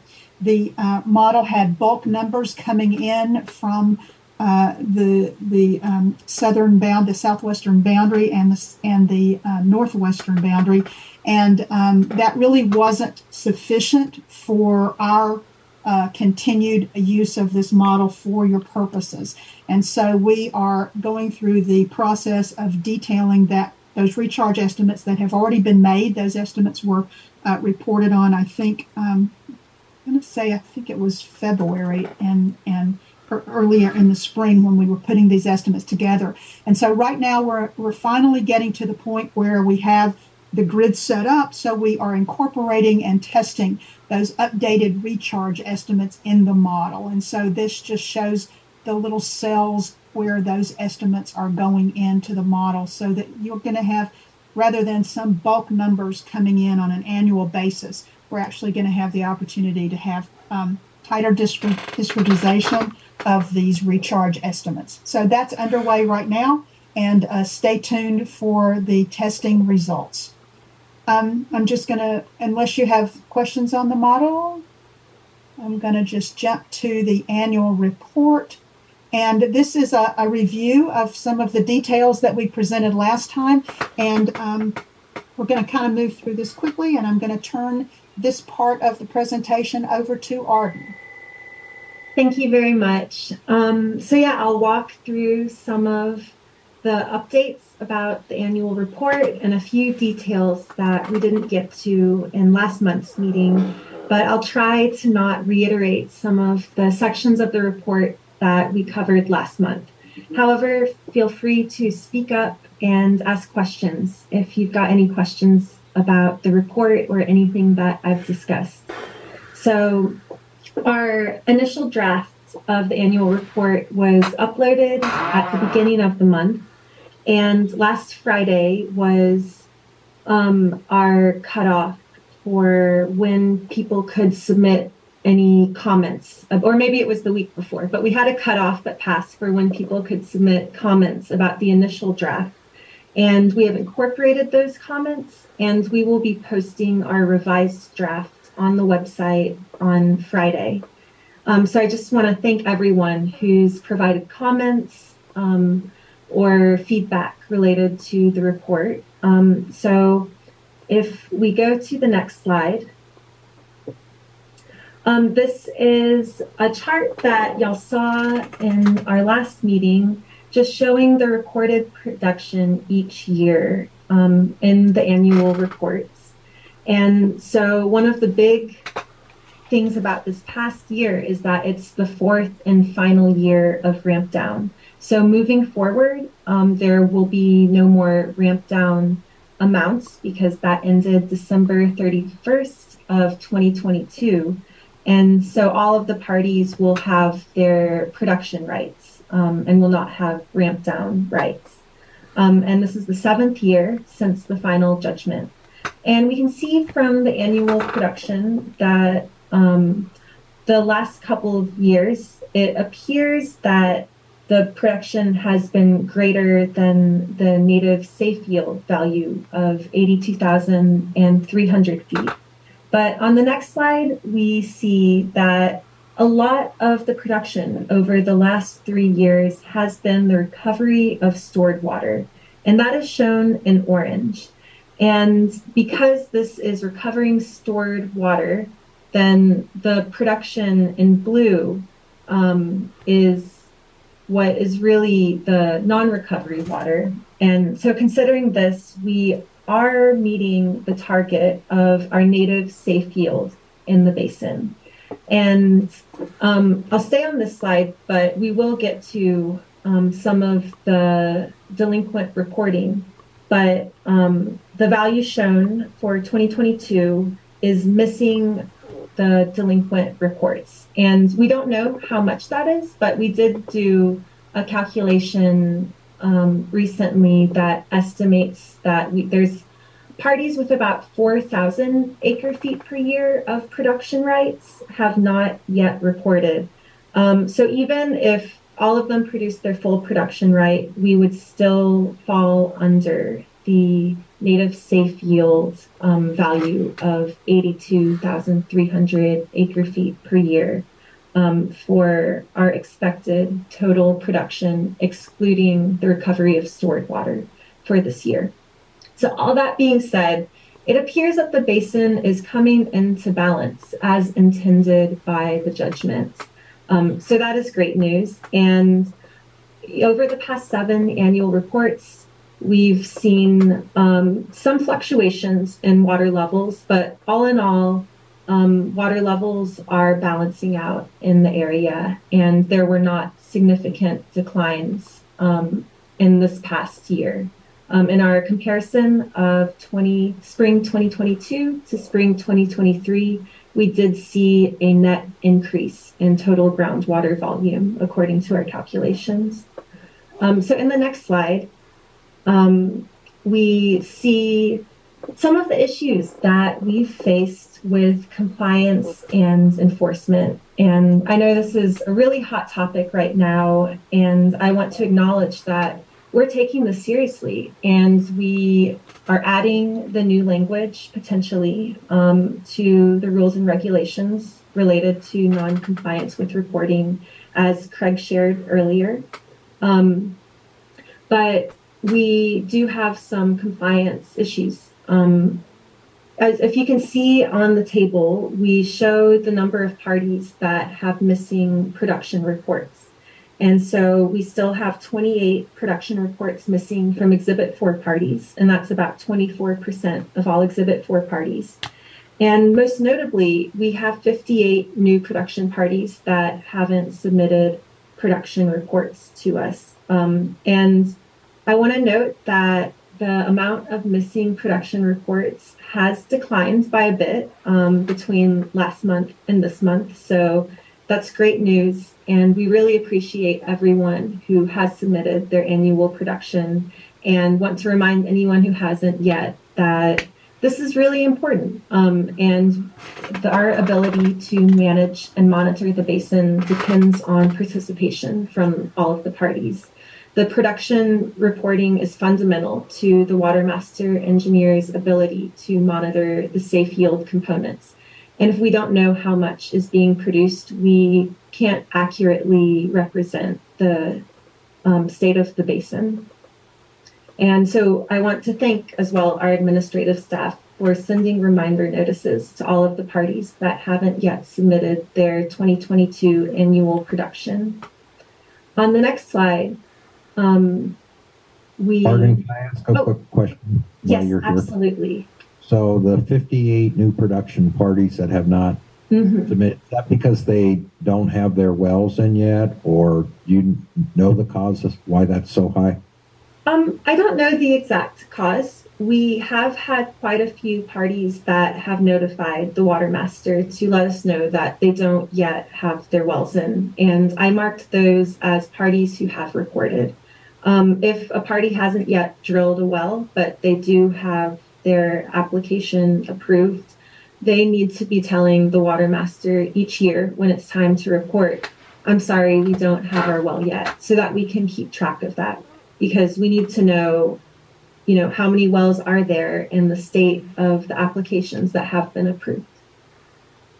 And the people who put in for new production requests, part of the approval is that they will pay for replacement water? Yes. They have to write in their application that they acknowledge their obligation to pay for replacement water assessments for any water that they use and to report annually their production. Okay, thank you. Thank you. So the image shown on this slide is the annual evapotranspiration data for 2022. One really exciting development in this year's annual report is that we have updated our land use monitoring. One of the requirements in the judgment for the Watermaster engineer is to monitor annual land use and also monitor production by small pumper class parties. And so in the past, we've used pesticide reports for LA County to estimate the total land use. And they had a lot of uncertainty and they weren't very accurate. And Kern County had more accurate data, but we've now updated everything and we're using metric model data from OpenET. And this standardizes our land use and evapotranspiration data across both counties. And we're also utilizing DWR land use viewer data to estimate the overall acreages of agriculture. So in this annual report, we did use the evapotranspiration data to look at production on the small pumper class parcels to identify some parcels that may potentially be producing more than their allotted 3 acre-feet per year. So this is an exciting development and will allow us to fulfill our role as Watermaster engineer more efficiently and effectively. Are there any questions related to this? Thank you. Then on to the next. A lot of questions. Excellent. Oh, sorry, none? Next slide then. Okay, fantastic. So we have received comments from some parties, mostly related to updating contact information for the notice list and requesting clarifications in the texts and tables. And I want to reiterate how much we appreciate everyone's participation in reviewing the annual reports and helping us improve it each year. A lot of parties will just go through, search their name, and just double check and make sure that we've got all of their information correct. And we really appreciate everyone's input. And I encourage any party that hasn't yet taken time to look at the annual report to check it out, even if it's just a quick check to make sure that your water is being accurately represented. So we did make a few changes to the initial draft that are in the revised draft, which we will post on Friday, June 30th. And the revised draft will be redlined, so everybody will be able to see any changes that have been made from the initial draft. So other changes include one party, we corrected their 2022 annual production amount. There's been some clarification of table names and clarifying details added to the texts. And we've also updated all of the tables related to incoming production reports, and we'll be able to add the audit to the revised draft. Are there any questions related to the edits? Arden, I have a question. When do we publish the annual report? That is a great lead into the next slide. Great. So our next step is that June 30th, posting the revised draft. And this is all lead up to our August 1st deadline to get our annual report submitted to DWR. So we'll have our final comments on the revised draft due on July 14th. So once again, if you have anything to say, get it in before July 14th so we can incorporate it into the final draft. And on the 26th of July, we'll hold our public hearing at the board meeting to get approval from the board for the annual report. And by July 28th, we will have that final draft posted just in time to submit it to DWR by the August 1st deadline. Are there any other questions? Would we have time if we took a photograph of the current Watermaster board to get that included so we don't have to use the photograph of our first Watermaster board because I'm the only one left? I love that offer. Please do it. Okay, and so can I ask that, and somebody get a hold, well, I think Derek's on the line, but if everyone could please come to our next Watermaster meeting on July 26th, dressed for a photograph that may be published for the next 10 years the way it's been going. So we can update our photograph in the Watermaster website and the Watermaster report. I'd really appreciate it. So, and if you're not here, you won't get your picture. Will that work for you, Arden and Phyllis? Fantastic. And I think it's even better that you didn't request that everyone takes a picture together after a 4-hour meeting. Right. Thank you, Jay. It's not over yet. Okay. Great report. Thank you, Arden. You're very welcome. I want one last call for any questions that anyone has. Is that a picture of putting water in our water bank? Yes, and I think Julie Kyle had a question. Just going to ask you if you could go back to the slide that showed the delinquent reporting, because this is your presentation. So I just wanted to take a quick picture of it so I can pass it on to Galen. Absolutely. So we have it here, and I'll also note that this is a subset of a table that will be on the report posted on Friday. Thank you very much, Arden. Great job.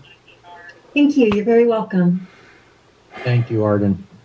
And I'm going to finish through the general counselor's report and future board members' requests for agenda items.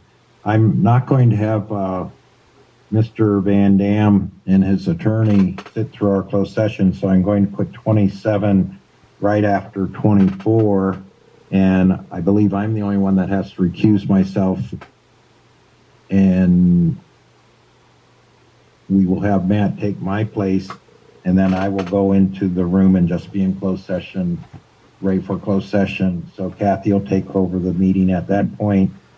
You will get the motion to go into closed session, and I'll meet you in closed session. So I just wanted to give you a preview so everybody can get ready.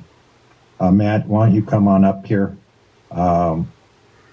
And now we're on the general counsel's report. Right. This will be brief. You should order in dinner. We have. I'm just seeing who's still is yeah, we have ordered in food. Yes.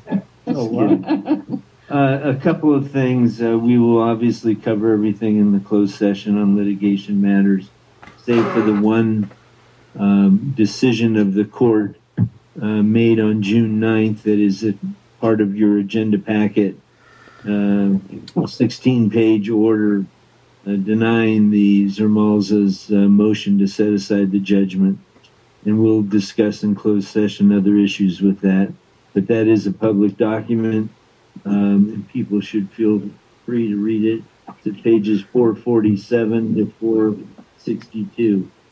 We are also directed to prepare a letter on behalf of the Watermaster to the Board of Supervisors of Los Angeles with respect to efforts to combat illegal cannabis production impacts on water contamination and water availability.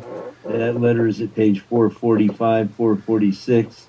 It's been slightly amended to get a current phone number and other contact information as Joshua's direct line, which I thought was taking one for the team. So if that letter is acceptable, it can be executed, or if any changes the board wants, we obviously can make them.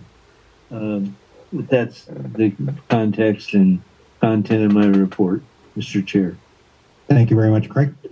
And any future agenda items other than the ones we did during the meeting?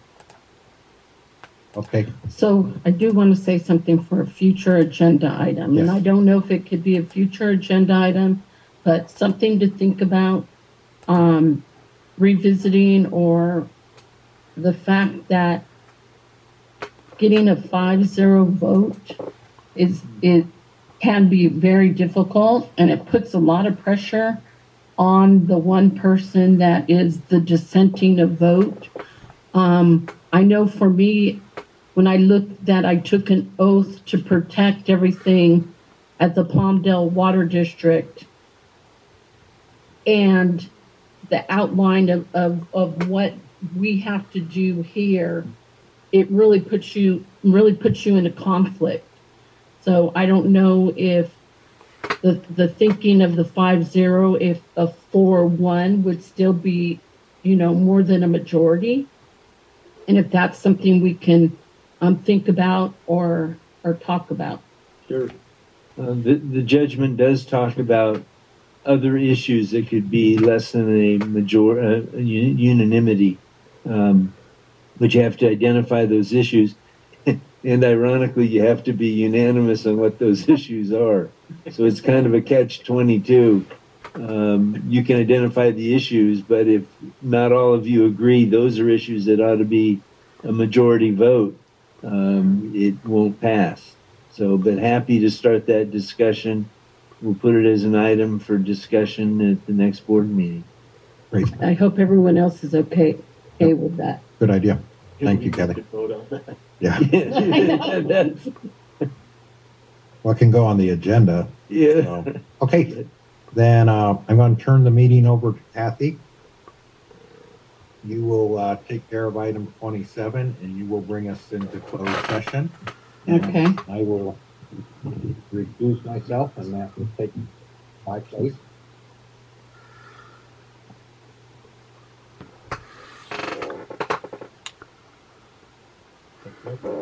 Josh, what do you have stuff on?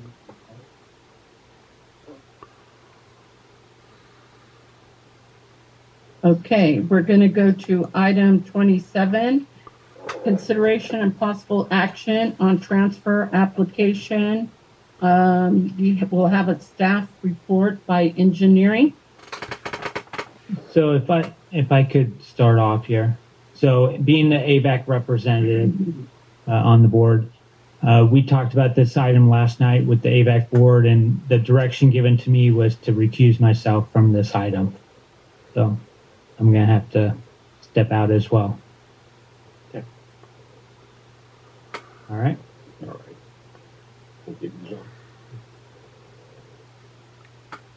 Okay. So with that, we don't have a quorum to discuss that item. We have a quorum. Can't we still do a vote? You can do a vote. He's recused himself. The effect of it is that you have no power to approve the application unless you have unanimity 5-0. But we can still hold the vote, correct? You can hold one, but the impact of it is not to approve the application. Vice Chair, I call for a vote on this issue.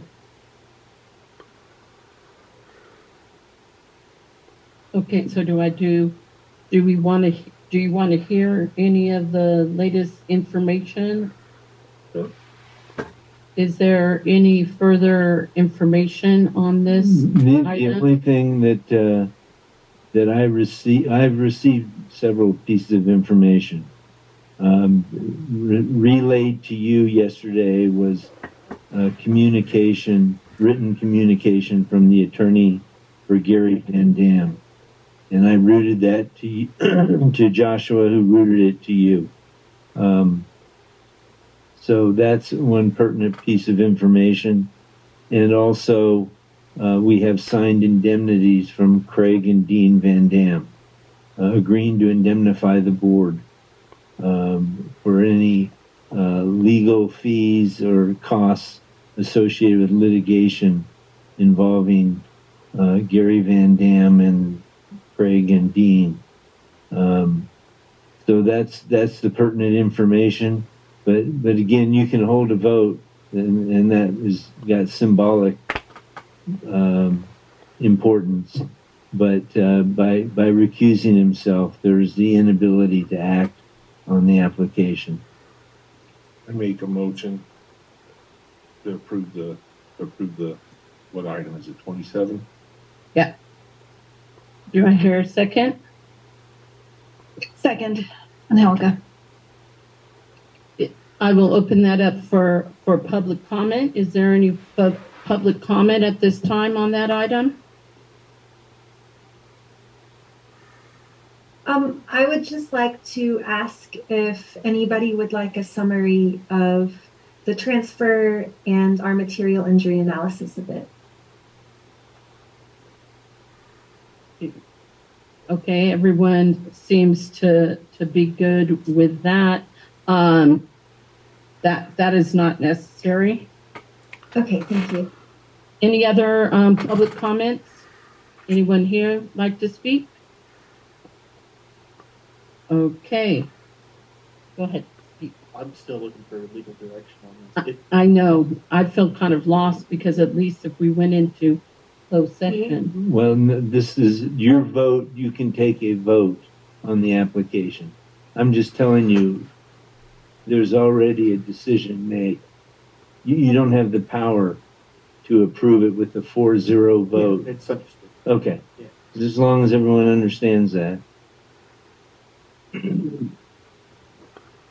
Okay. Okay, go ahead. Still a question. I have a number of, I suppose, litigation-related questions before we take this vote. Before you even register that, right? Without being able to have discussion with council, I too would like to. Yes, understood. And we ought to actually go to closed session, discuss that, and then come back and vote. Yeah, I'm not opposed to taking a position on this, but there's certain things I want refreshed before I register. Granted, and we had designed this to have the closed session before, so we'll do that.